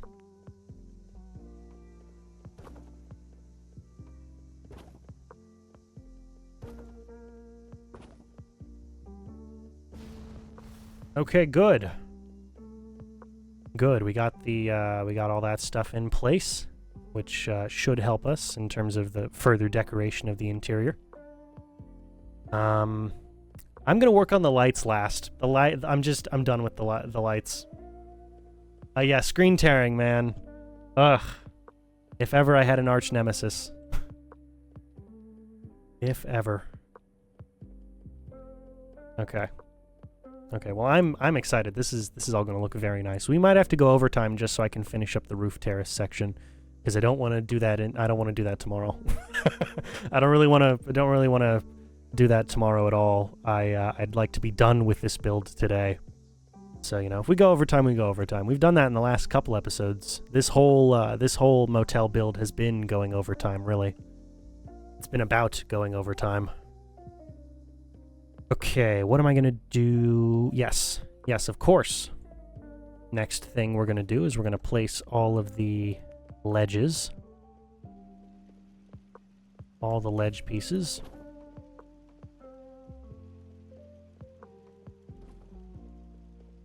These should be no trouble at all.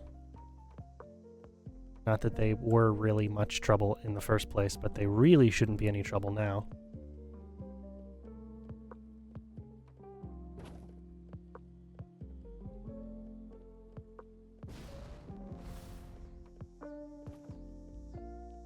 I'm gonna get all of the single pieces taken care of first, then we can run through with the doubles.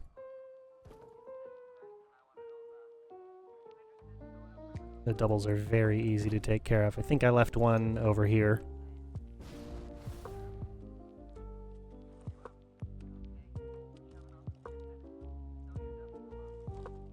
Now, come on. There we go.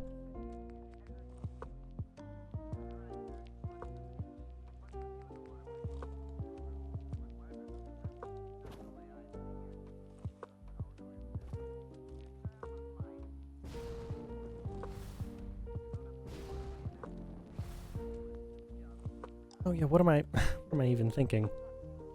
That one doesn't need to be there.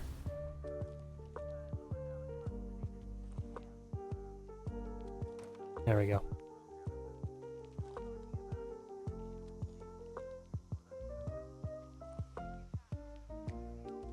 Wait, come on.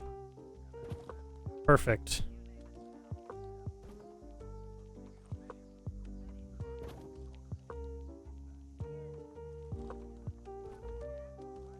All right.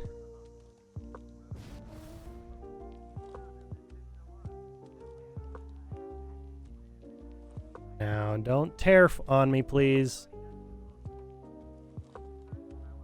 Did I leave a ledge piece? No, I didn't. Okay. It just looks like I did.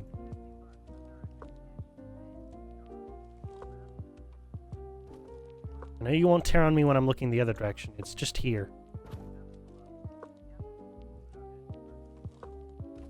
All right, good.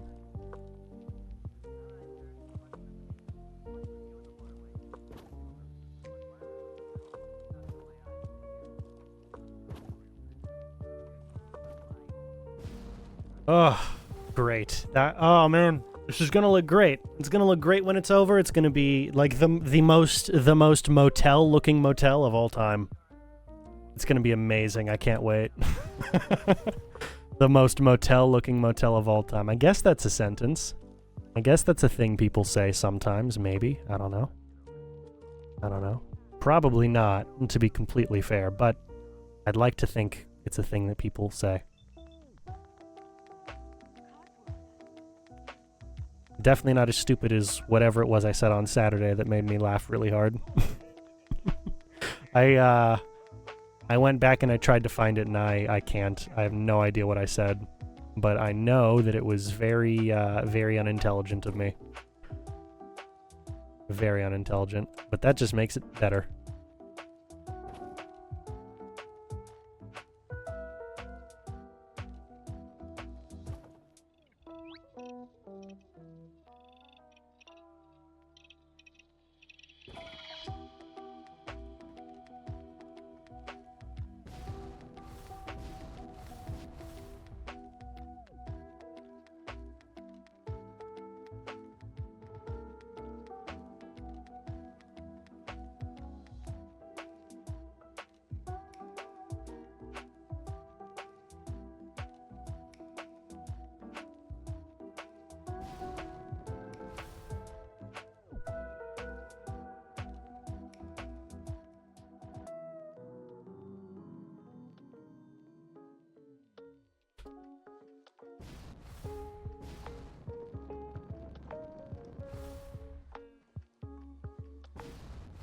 Okay.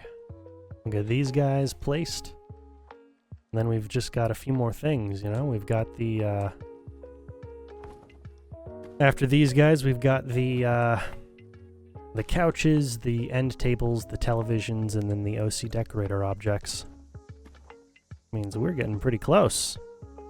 We're getting pretty freaking close to being done here. Pretty close. Can we get it all done in the next 52 minutes? I hope so. That's the plan, at least. That's the plan, at least, because I have a phone call that is important enough that I need to schedule it in, even though I don't know necessarily what it's about.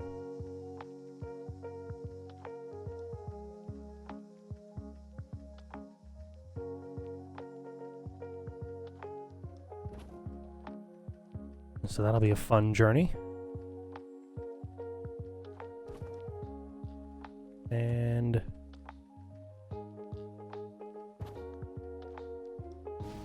there we go. Let's see.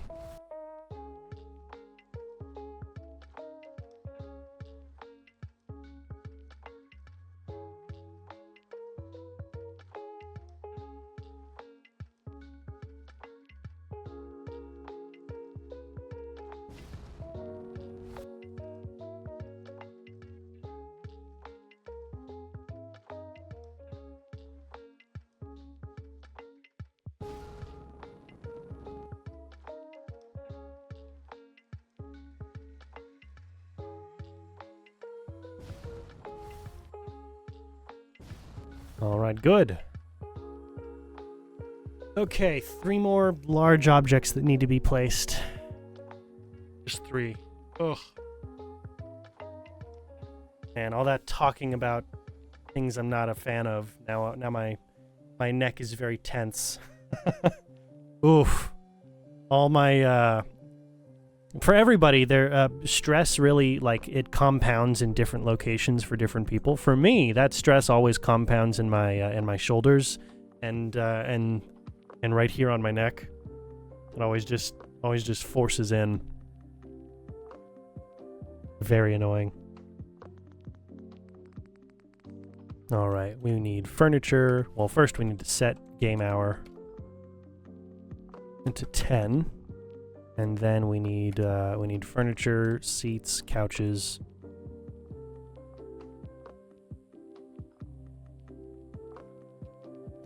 Really? I just need to place these things before I even try and mess with the consoles, the commands for them.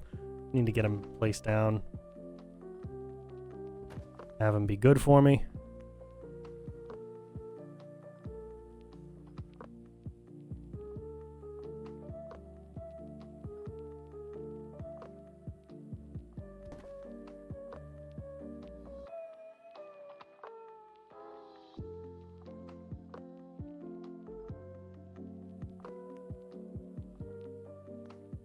Okay. Yeah, I'll work with that guy later.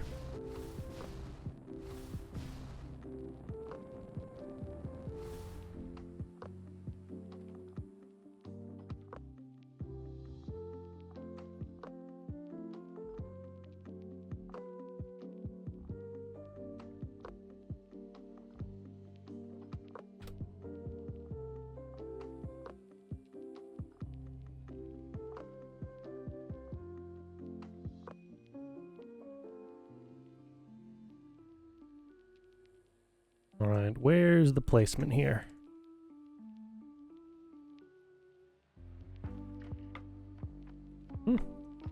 Only a 1 degree change? That's not bad at all. Not bad in the slightest.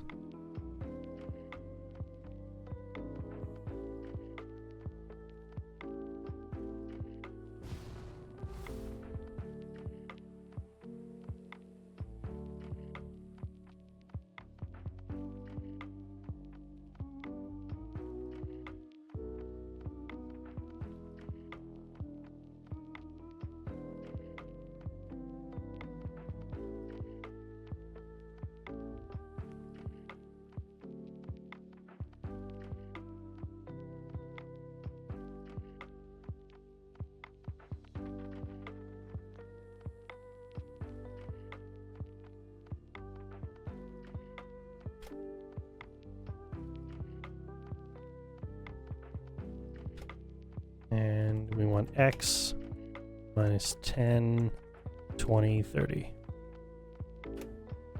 And 0. Good. Now with this guy,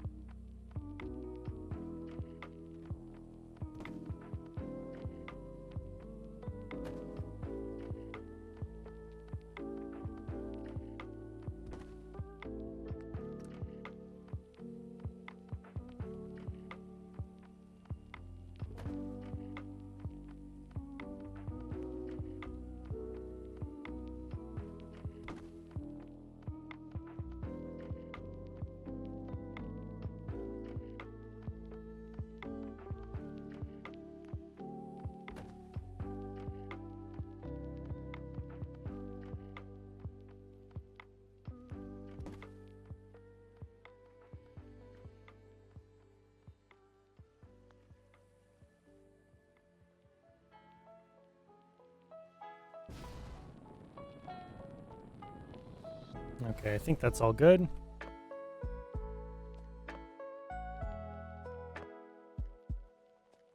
Wonderful. The weather's back to normal.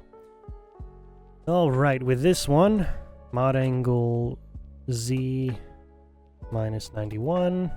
Ah, no, that would have been positive 91, wouldn't it? Yes. Mod pause X 10. 20, 30, 40, 50.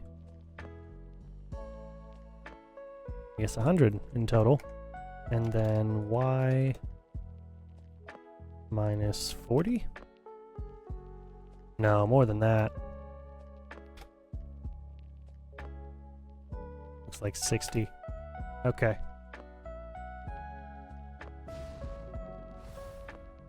Yeah. Ooh, the angle on these is way off. What happened there?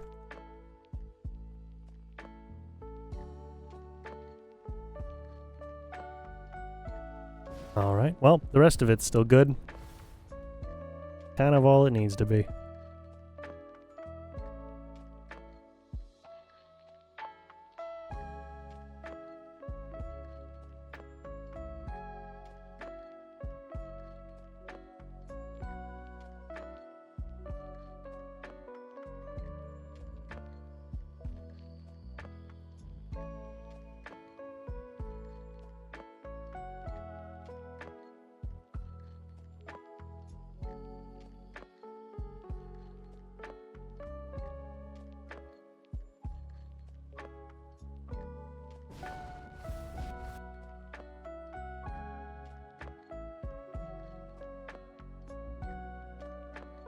Alright, and yeah, this guy needs to be moved north a bit. Or rather, west a bit, not north. Right?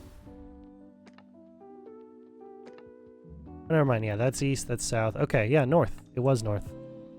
Of course it would be north. Of course Y would be north, because on a coordinate plane in math, Y is always at the top of the page. Unless you're, like, being extra for no reason. Okay. Makes sense.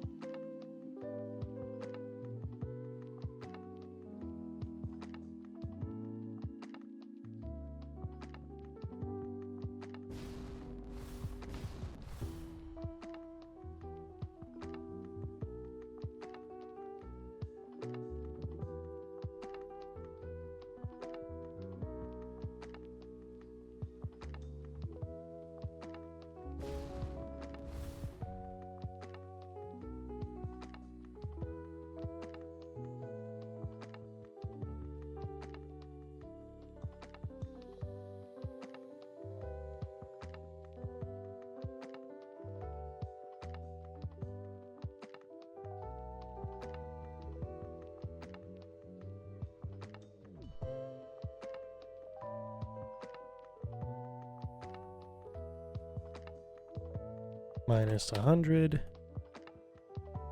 and 40, I think.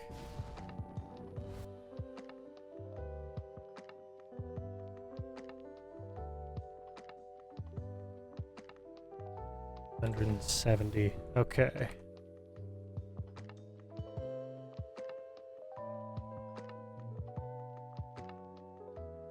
Cool. All the couches, good. Whew. Okay.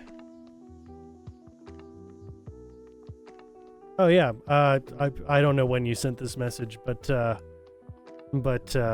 have fun lurking. Have fun lurking. I don't need you to, you know, manually respond to all of my insane ramblings.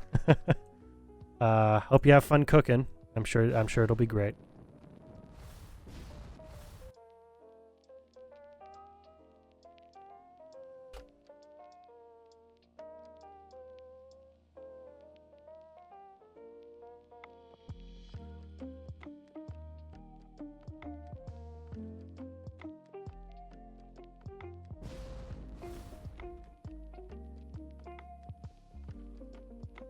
All right. Do I want to put the? No, I won't worry about the. I won't worry about the TVs until the end. The TVs are the easy ones to place.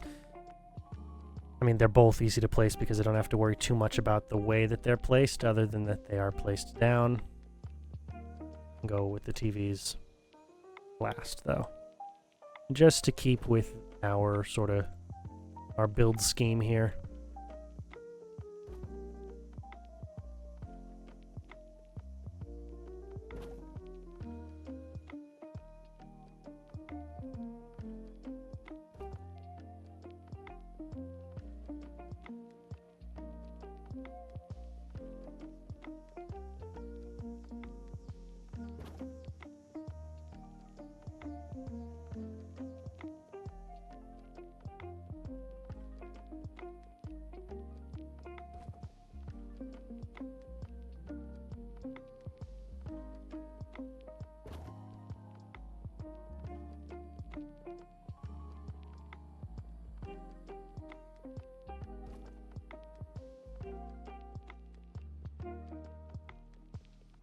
Okay, good. That is all 4.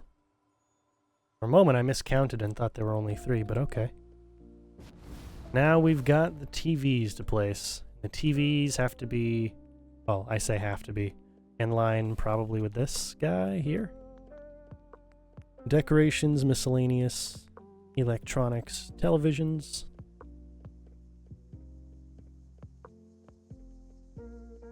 Yeah, that works best.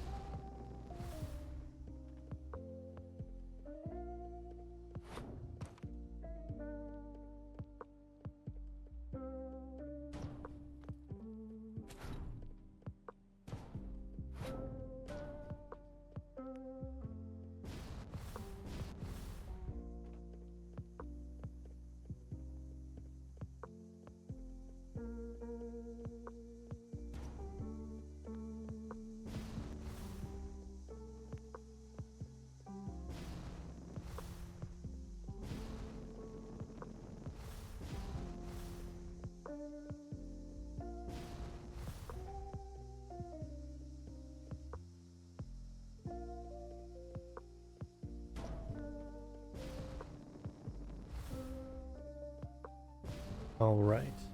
Just 4 more TVs. The radios are no trouble.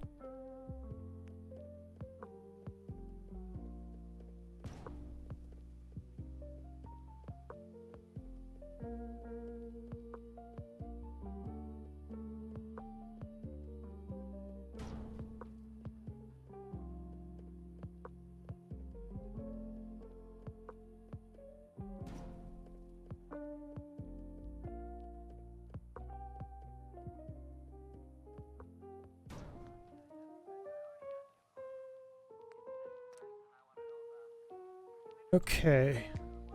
Radios are the easy part.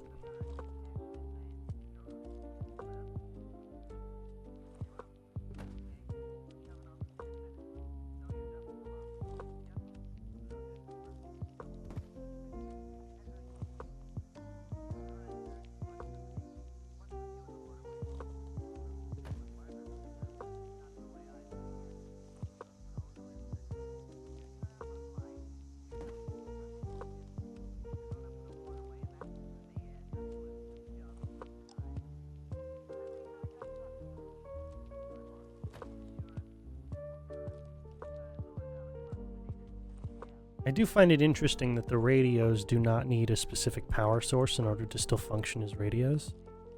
Of all the different pieces of technology out there that don't need a power source, I do find the radio bit interesting because, I mean, thinking about it, these radios, like the models of radio that this is based off of, they had power cords, just like the TVs did. I think this was just their way of justifying, well, we place these things anywhere in the wild. I don't need a power source when you're building a settlement. We just place them places. And okay, sure. However, you could design, would it be that much of a difficulty to build like a second or third or I guess maybe 4th model for a radio? That's like a little portable one. Little portable one with the telescoping antenna or antennae, and very clearly a little place where you put the batteries in. That would look cool. Although they got rid of fusion batteries for Fallout 4 because they wanted fusion cores to be a consumable object. Right. I forgot about that. Okay.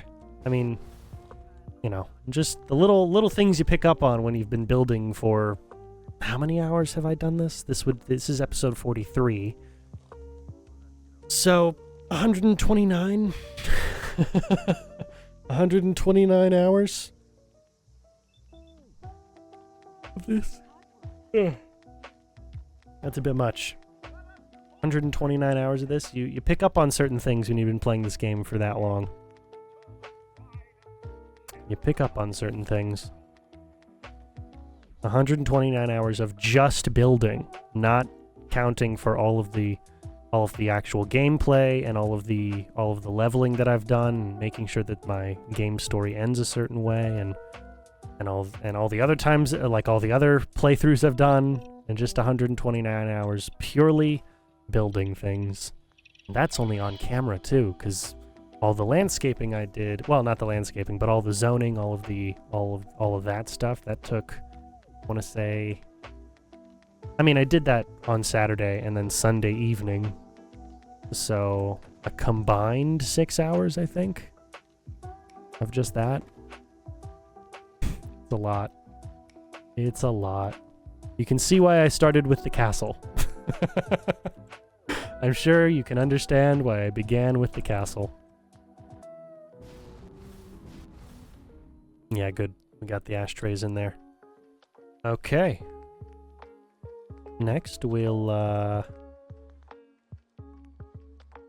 over here in personal items, or personal effects, general, decor and general items, we're going to place all the telephones. Because you just gotta be special, don't you? Gotta be extra.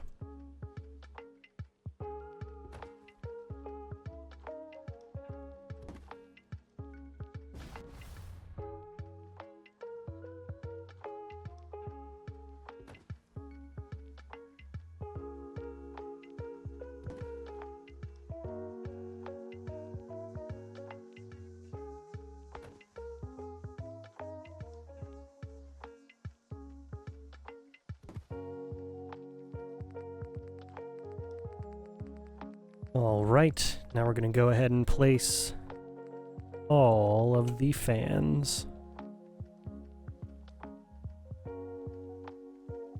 I actually have to be in the room to do this to make sure that it's not a floating object, aren't I? Yup.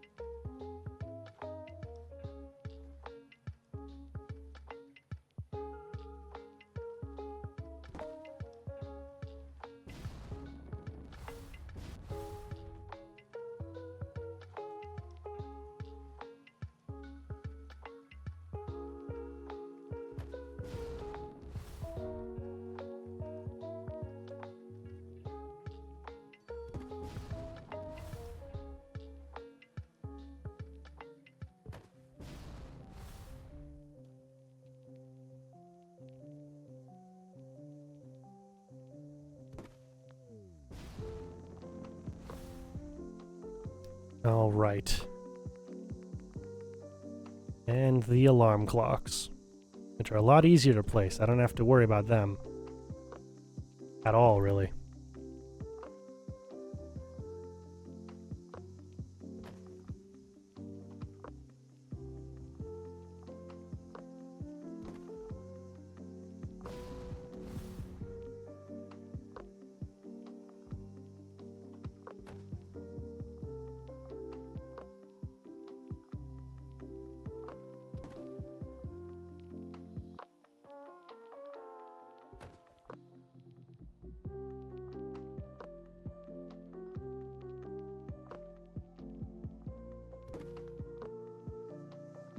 Okay, and then one more item before we go ahead and close it all up. And put a whole bunch of lights on 2 floors of space.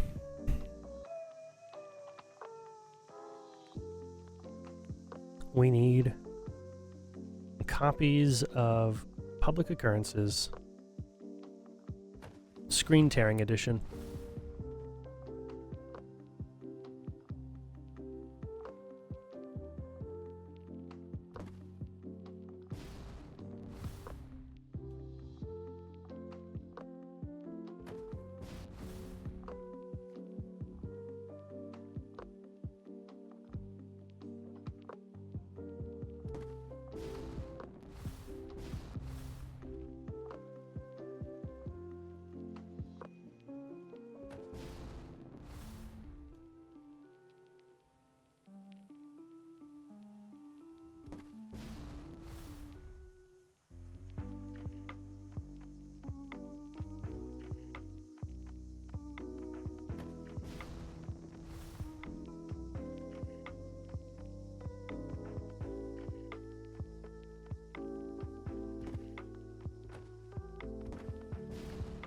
All right. Oh boy. Okay. I think I'm gonna close up the top before I go ahead and place all the lights everywhere. Yeah, we'll close up the top first. Actually, no, we'll do the bathroom lights first, because I haven't done the bathroom lights for this floor. We'll do the bathroom lights first, and then we'll close up the top and do the lights for both floors after that.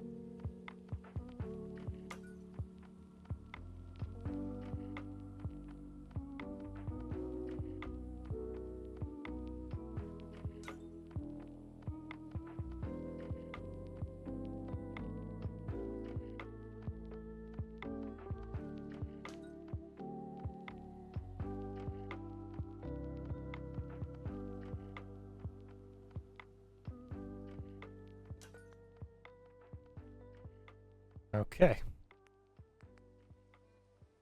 Now we've got the 4-step process. Disable.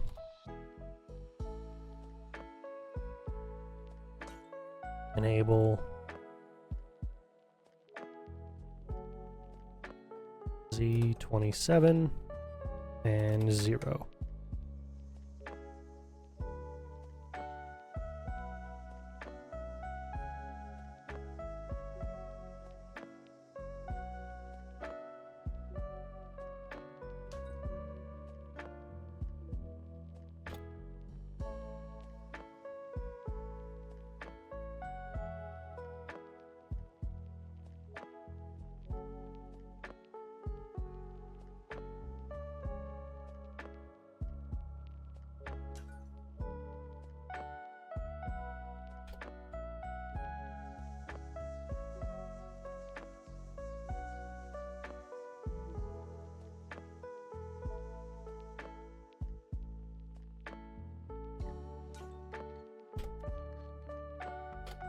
All right, 4 more, and then we work on the interior lights for the bottom floor, and then the top.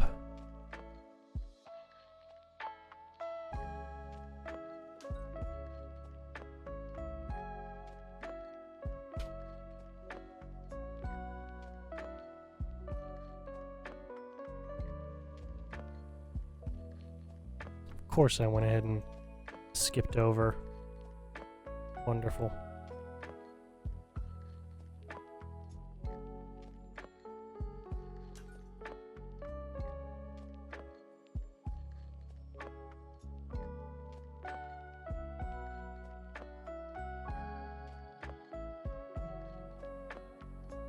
And I did place one down over here, didn't I? Yeah, okay. For some reason I thought I didn't. That was a terrible screen tear. Oof.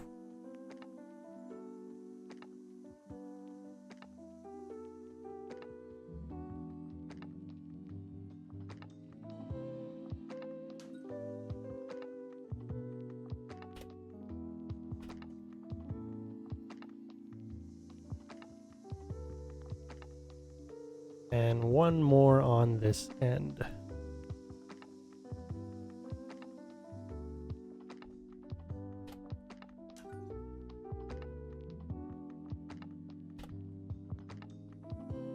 That's plenty of light. If anything's going to wake you up in the morning, it's going to be turning these things on.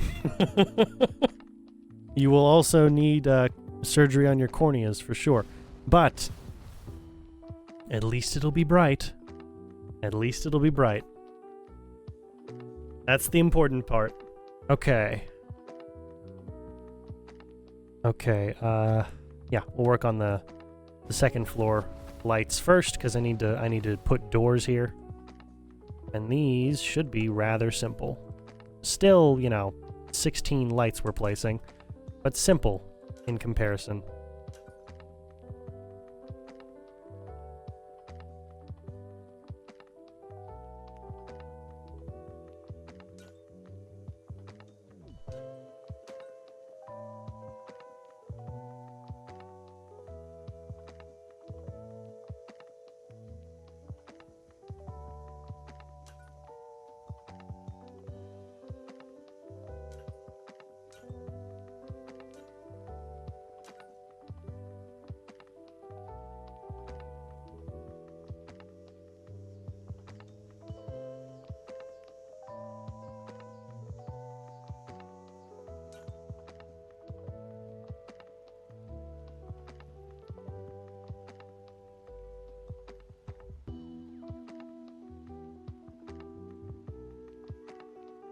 And come on. At least the process for these lights, once they're up, it's a 2-step instead of a 4-step. There's no, you know, disable command necessary.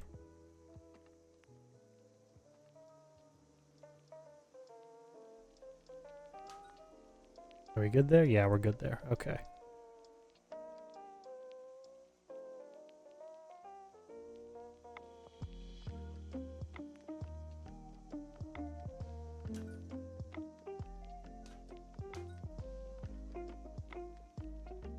Okay.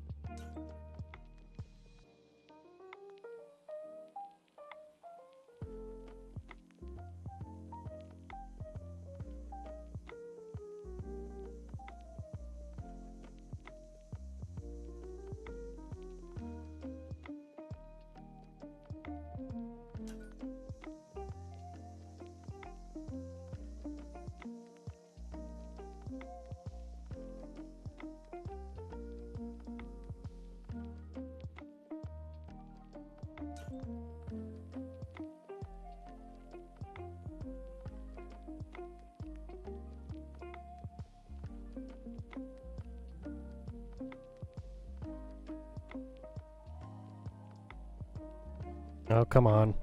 Very close. There we are.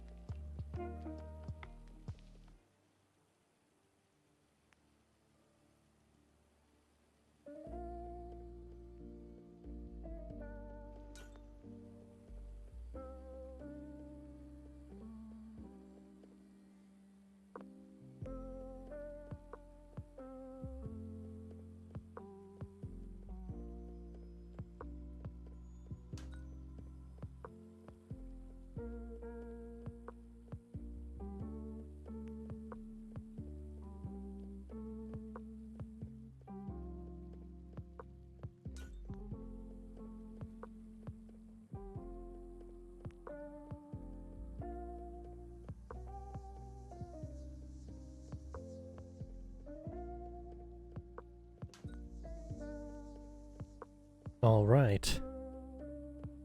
Now we've just got one more floor to finish that on. Oof. Ah, okay. Okay, we've got 20 minutes left. We've got 8 lights to place. Well, 16 if we count the double light scenario, and then we've got a little terrace to finish. And then we'll place all the doors. We'll get a nice screenshot and we'll be done. Ah.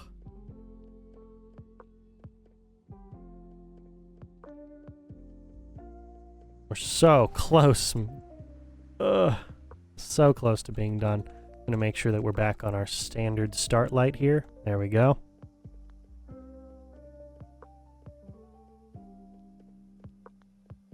Now we go all the way over. Snappy build, shell kit, roof, flat roof. We want the flat roof that doesn't have the things falling off of it. Yeah, we want this guy.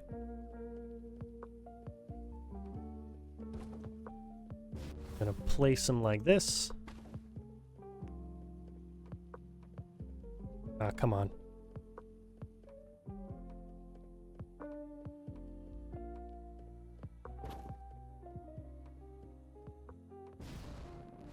Oh boy, here we go. Okay.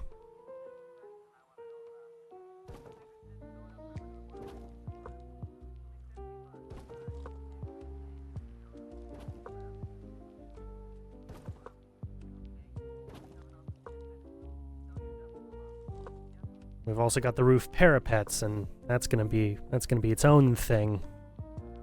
Getting all the roof parapets taken care of, which we have to do, otherwise we have this exposed edge. And I don't like having the exposed edge there.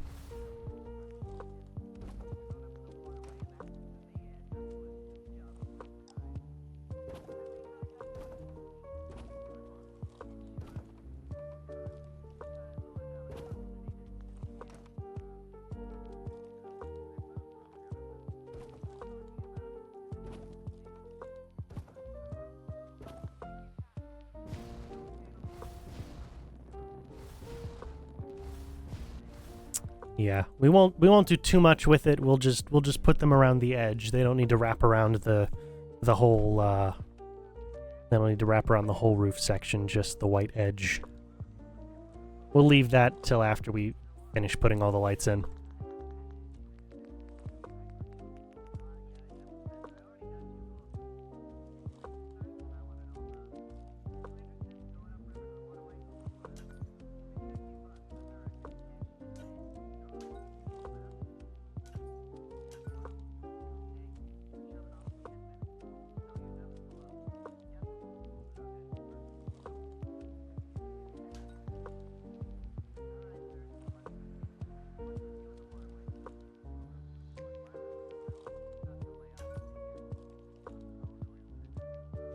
One, two, three.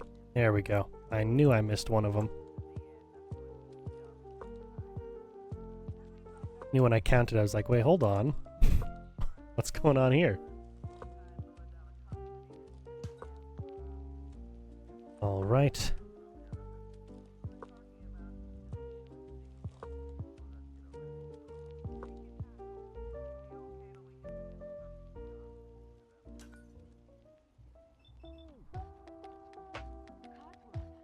Uh-oh, are we gonna have weather issues here in a second?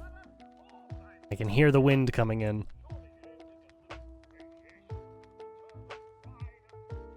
Sounds like a rad storm.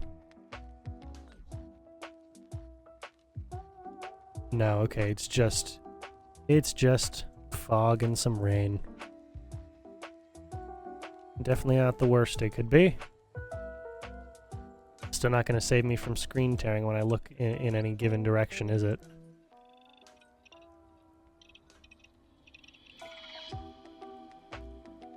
No, definitely not. Oh, geez. You'd think that they would calculate that in when they created the light box and all the weather effects for this game, but I guess not. I guess not.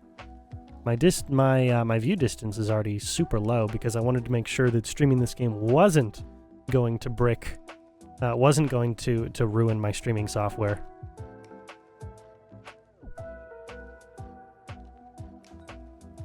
I know my computer would have been fine, but the software itself I wanted to make sure of. But here we are.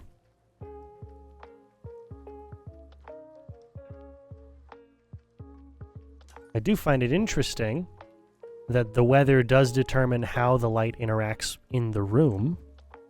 That's interesting. They put enough forethought into that, but they didn't... Whatever. Whatever. Me and my nitpicking.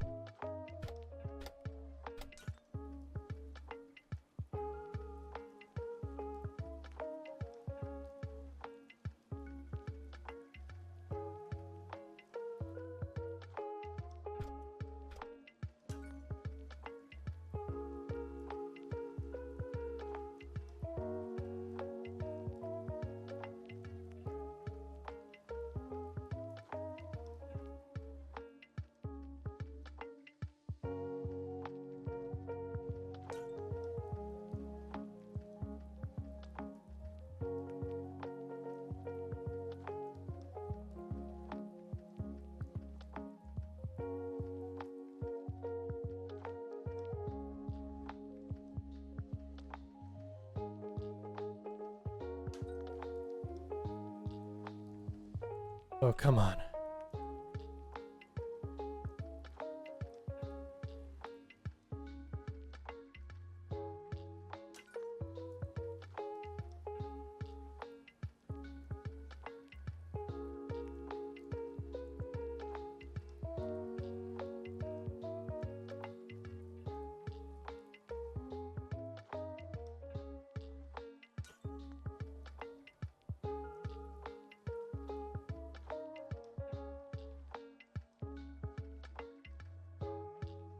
Alright, good. Now I've got a bunch of doors and then the terrace to fill out. Oof. Okay.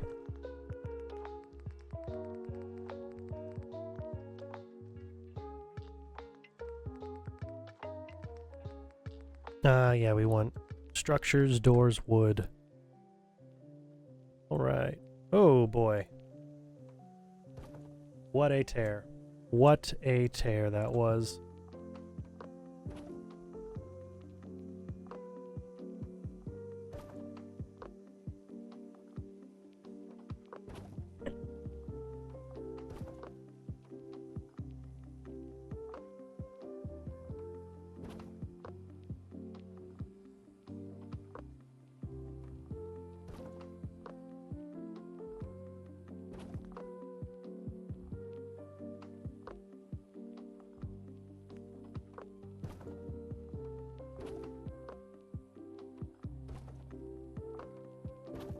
Yeah, basically, there's no escape from the visual tear. Not here, not here. Really, my only escape would be to spend a small fortune on computer parts. That would be it. A small fortune on the highest end computer parts available today. And I'd prefer not to do that, really. Not how I want to spend my money right now. Not exactly something I want to do.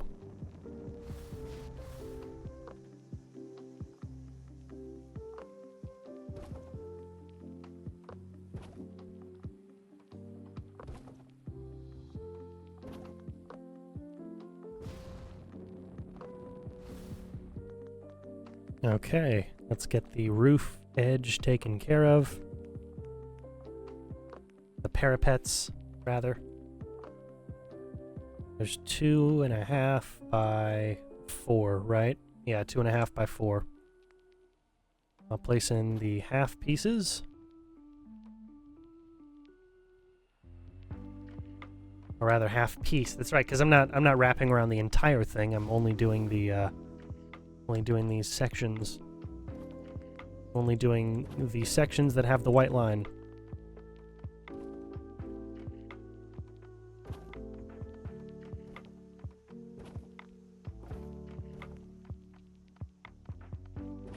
Yeah, more or less. More or less.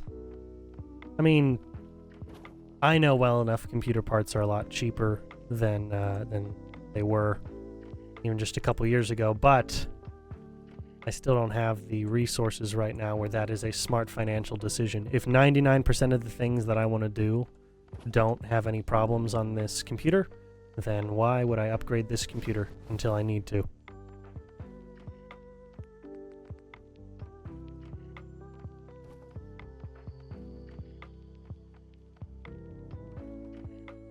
Unless I know that it won't be a financial burden on me later to do so.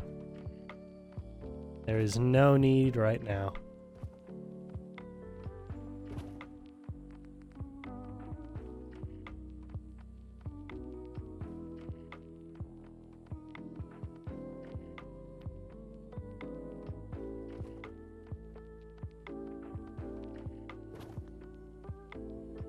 I think we got one over here.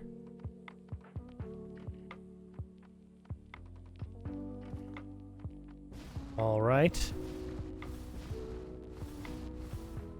I don't know if I like that the greatest, but it's either that or have the big white line everywhere, and I'd rather this than the white line, personally. Now, if I were to fill in the top section, well, might as well see what that looks like. You know, it's not the end of the world. Might as well give it a look.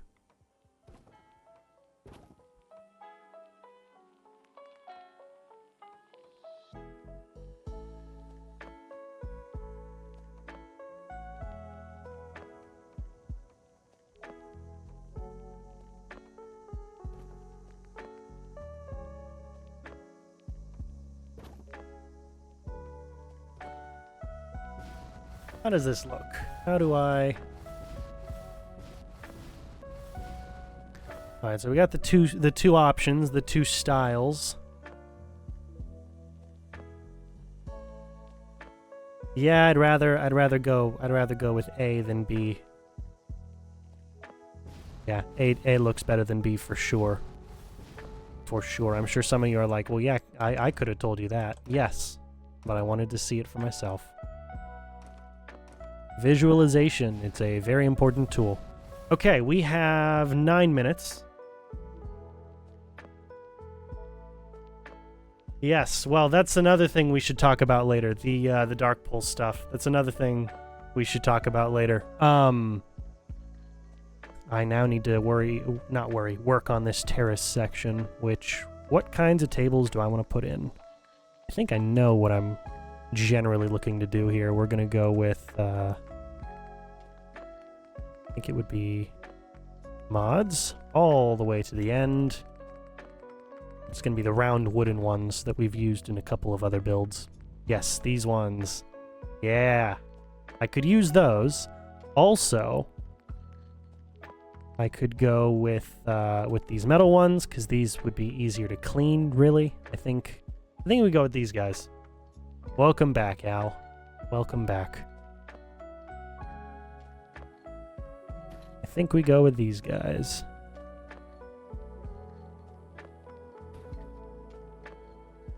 Yeah. Yeah, the metal tables would be a lot easier to clean.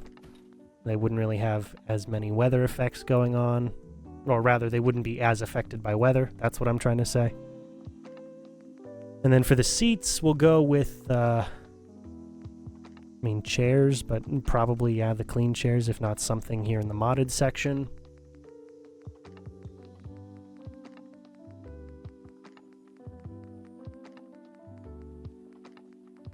Okay. You got no outdoor seating in this mod. This is the I think it's the renovated furniture mod. I think that's what this one is. It's in if you're watching the VOD, or if you go and check the VOD's channel, you'll see it'll be at the very bottom of the list. I think it's the renovated furniture mod. Don't we have any outdoor furniture? Seriously? Wow. Absurd. Alright, maybe there's something to use in here that wouldn't look terrible. This is where the school desk was. Okay. I can't foresee a reason why I would use a throne. I also don't really think this looks like a good throne, to be completely honest. Kind of looks crappy. I guess, yeah, I guess we could use patio chairs. Sure, why not? Why not? This essentially assumes the function of a patio. We might as well use some patio chairs.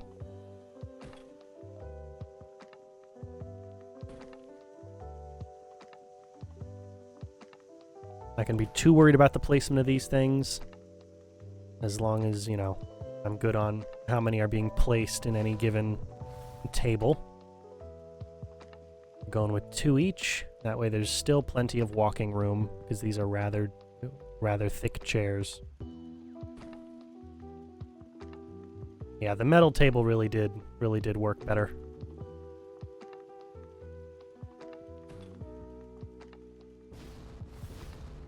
All right, yeah, that's good. That's good. And then I want to build a little bit of a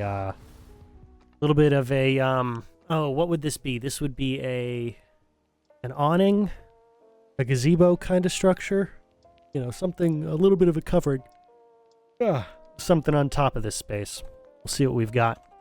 We will see what we have. I imagine Snappy builds probably won't be the best bet for this, which is the first time I've said that in probably this entire this entire time.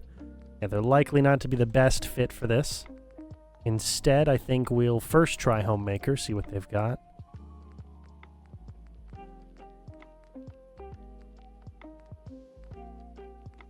Maybe something in fences? No, probably not something in fences. We'll try wood. Or rather, wood roofs. Nope, that's not a... First of all, that's not even a wooden roof. That is a metal roof that has wooden supports. And second, that's not what I'm looking for. No, that's not it. Wood miscellaneous certainly wouldn't be it. Footbridge. I mean, interesting, I guess. Alright, let's go back over to structures. I know that somewhere in the barn section, I think it would be supports. Yeah, columns and beams. Yeah, we want essentially something that height. We have other ones we could use. I mean, we do have other ones we could use. How would this site look? Would placing them anywhere even make a whole ton of sense? If we placed them there...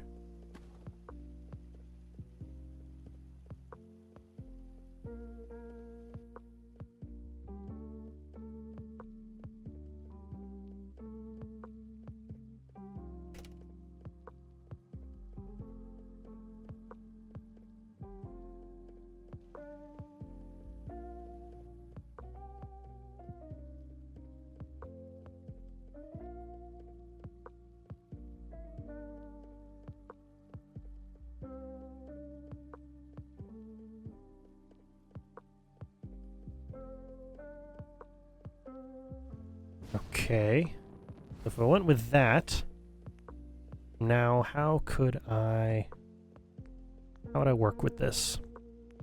Let's see, we go with barn, I mean, not roof pieces probably, maybe barn floors. Yeah, we could maybe work with something here. Maybe not, okay. How would this look? Just, you know, just as a piece, how could I make this look? Ooh, geez. That is not the angle I'm looking for, that's for sure.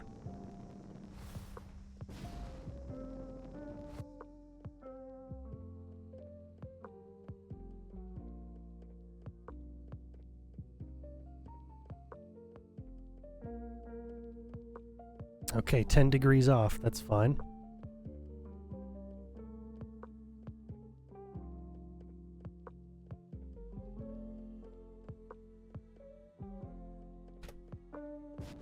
If it's only 10 degrees off, we should be able to snap you back into place.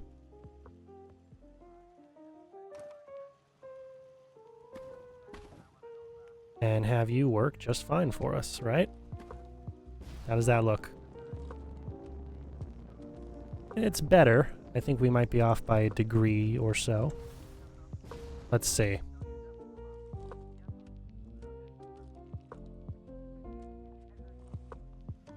Let's see here.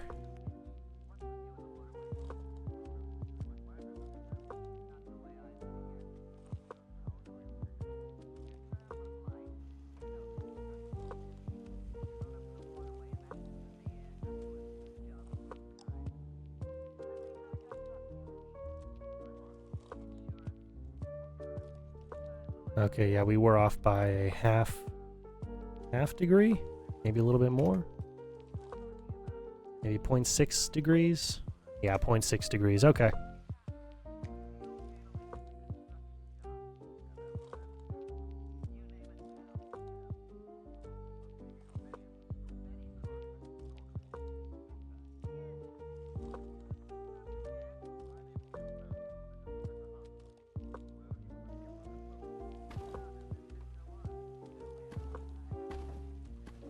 I knew it was something, you know? It's always something. Then what I really want is I want another barn support underneath that pillar there. But that probably isn't the smartest move. Okay. Mod pause. Y minus 10. 20.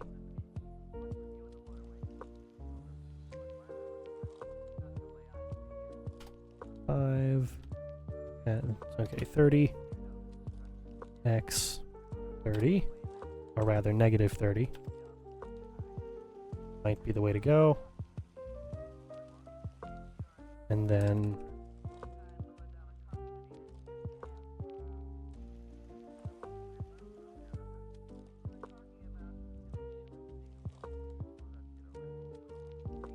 Okay.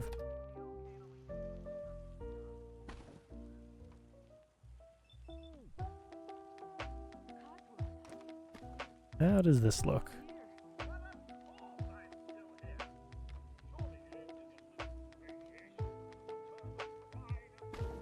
How does this look?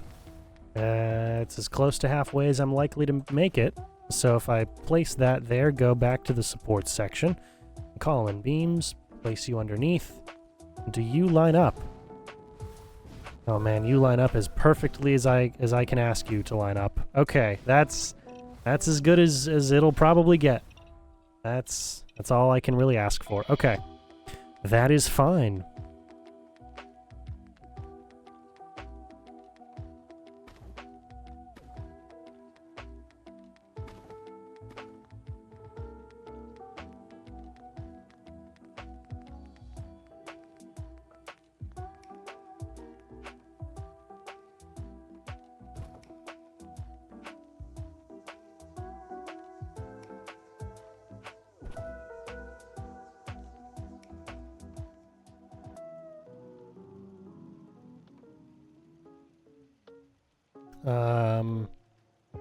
Here, we'll go like this. X.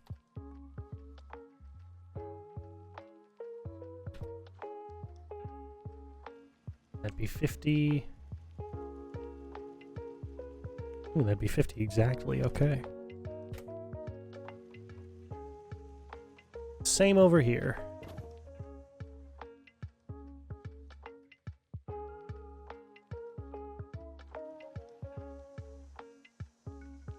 And then we'll place something down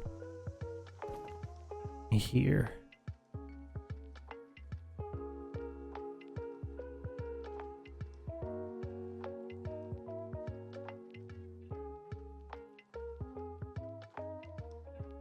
Yeah, 10. Okay, and I won't worry about closing it up on the other end. And then we need to string up some lights. We need to string up a couple lights in here. Nothing too fancy, just, you know, more aesthetic than anything. More aesthetic than anything. All right. We'll go for one of these guys.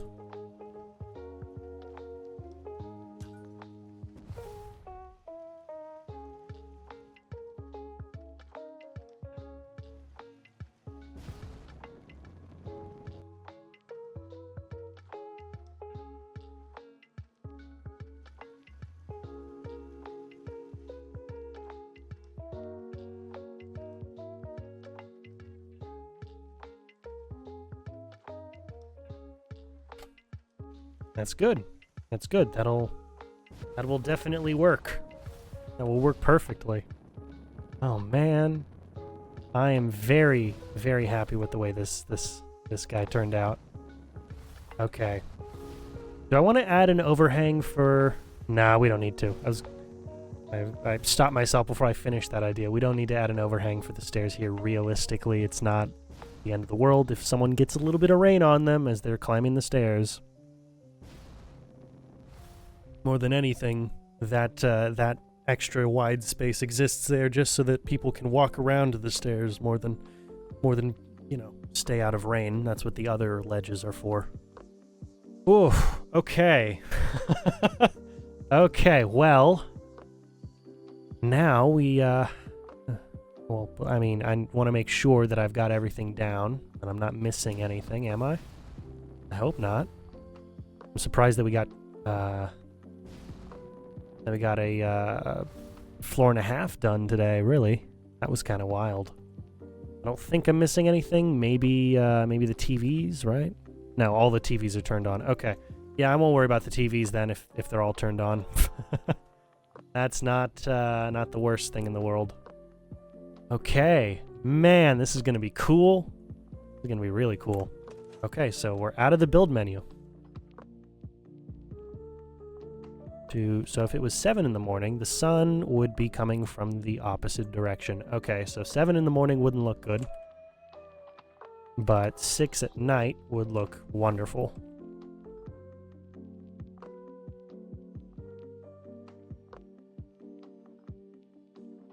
Now let's find just the right angle for this guy.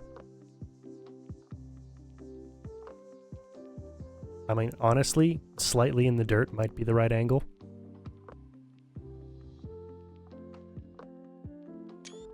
We'll grab you.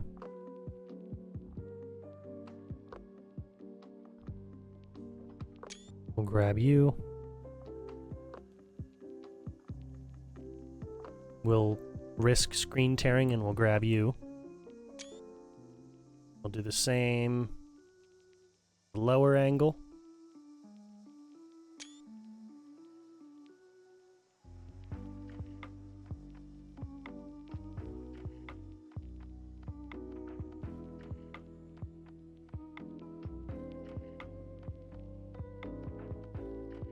And the lower angle.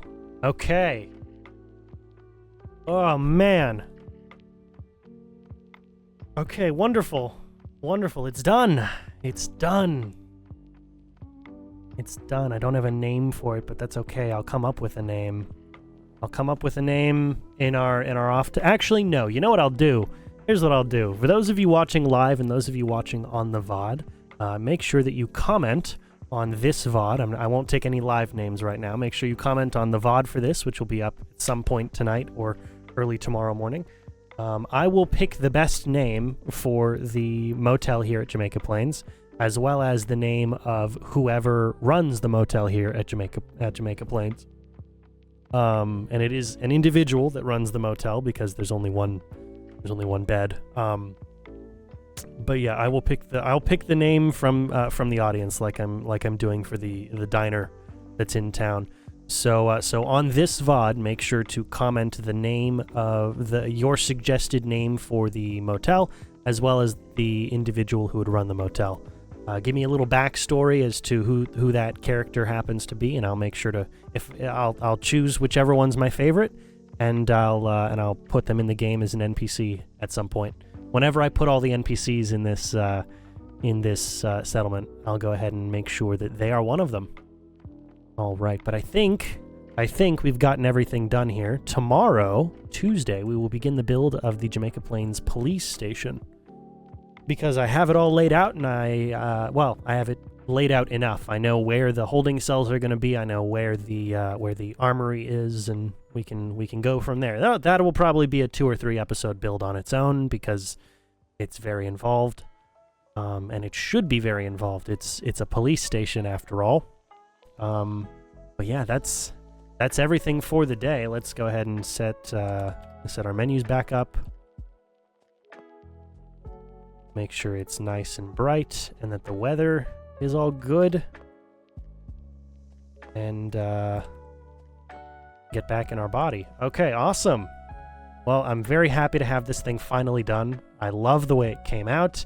It would have probably killed me to build a full like a full hotel here. A full hotel that I have to design where everything is an interior design and I have to get all of that stuff taken care of, and each of the rooms has to... Yeah, no, I won't. I won't do that for a while. I'll find somewhere to put a nice hotel. In fact, I've already got 1 or 2 places I'm thinking about building as nice hotel spaces, but that's for another time entirely. After Jamaica Plains, I need to really scale down what the next settlement is, so that I've got a little bit of a breather in between our massive pieces of work here. But I love the way that this came out. This looks great. This is very I mean, this looks exactly the way I expect any motel to look. You know, this is not a very colonial look. And my justification for that is, first and foremost, I imagine this is a building that was here pre-war that has been refurbished and is now being run as a motel again. And second, I just really liked the way that the traditional motel look really fits in well with Jamaica Plains as a town. You know, it's not the capital, it's not a big city, it's a town. It's in between a few different important locations. If we check the map here, it's in between Quincy and well, not Vault 88, although it is in between Vault 88 and the actual Massachusetts area. It's also on the road between Quincy and the castle. So, say you had to stay somewhere for a night, not a bad place to stay. Jamaica Plains, and it's right off of the major thoroughfares where you would have all the trade routes running through. So, yeah, I think it looks pretty good. But that's just me. I hope you guys have all enjoyed this a lot. This was a tedious build to work with, and I've got too much screen tearing, more than I could want. But you see, now that we're not building things, it's not tearing. I can do this all I want, and it's laggy, but it's not going to tear my screen apart. Yeah. Build menu, man. Bethesda.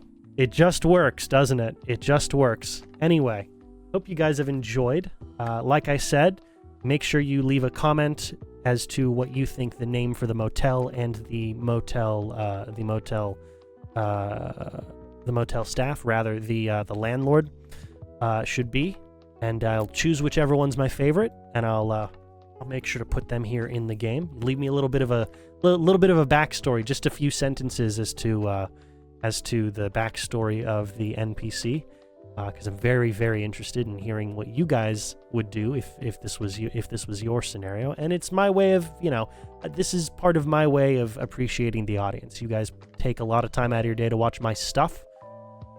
I know it's a lot of stuff to watch. You guys take a lot of time out of your day to watch it, and I want to show that appreciation as best I can. But that is all we have for today. So thank you all so much for watching. I hope you guys have enjoyed. We will be back tomorrow, Tuesday, at 4:30 Central, if we can manage that. If you are watching live, thank you very much for having watched live. Make sure that you go ahead and follow the Kick channel here if you're not already. And on top of that, make sure you subscribe to the VODs channel if you want to catch up on anything you may have missed or perhaps may miss in the future, because I know not everyone has 3 hours to spare every single day to watch me do this. And if you just want to see some of the other stuff I've done, I've completed the entire castle build. I have like 20 other episodes just of Jamaica Plains that you could watch. Almost 30 other episodes just of Jamaica Plains that you could watch, plus the 16-ish episodes that we built the castle. And all the other games I've played. I've played all the Arkham games. I played a bunch of GTA, a bunch of Helldivers. I played all of Pokemon Fire Red. I played all of Coromon, which if you haven't played Coromon, give that a try. That was a fun game. But there's tons of stuff up there. There's over 151 VODs. So I'm sure there's something out there that will be interesting to you. If you are watching on the VODs channel, thank you very much. Consider liking, commenting, and subscribing if you've enjoyed. If you haven't enjoyed, thank you for watching anyway.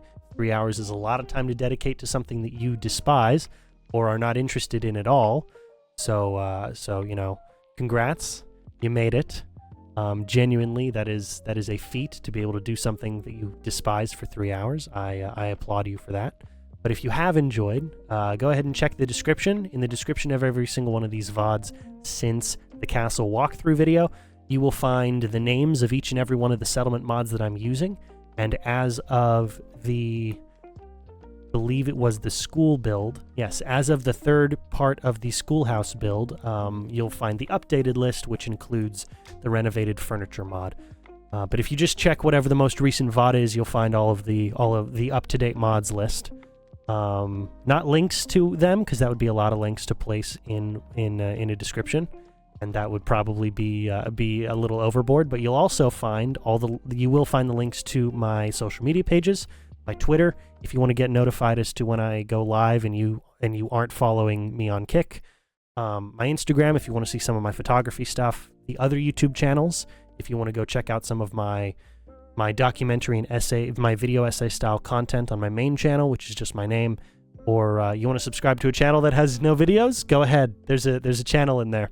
There's one there's one in there if you want to do that. That's not the most intelligent move, but it's an option if you want to do it. It'd be a funny move, that's for sure. I'd applaud it because it's a funny move.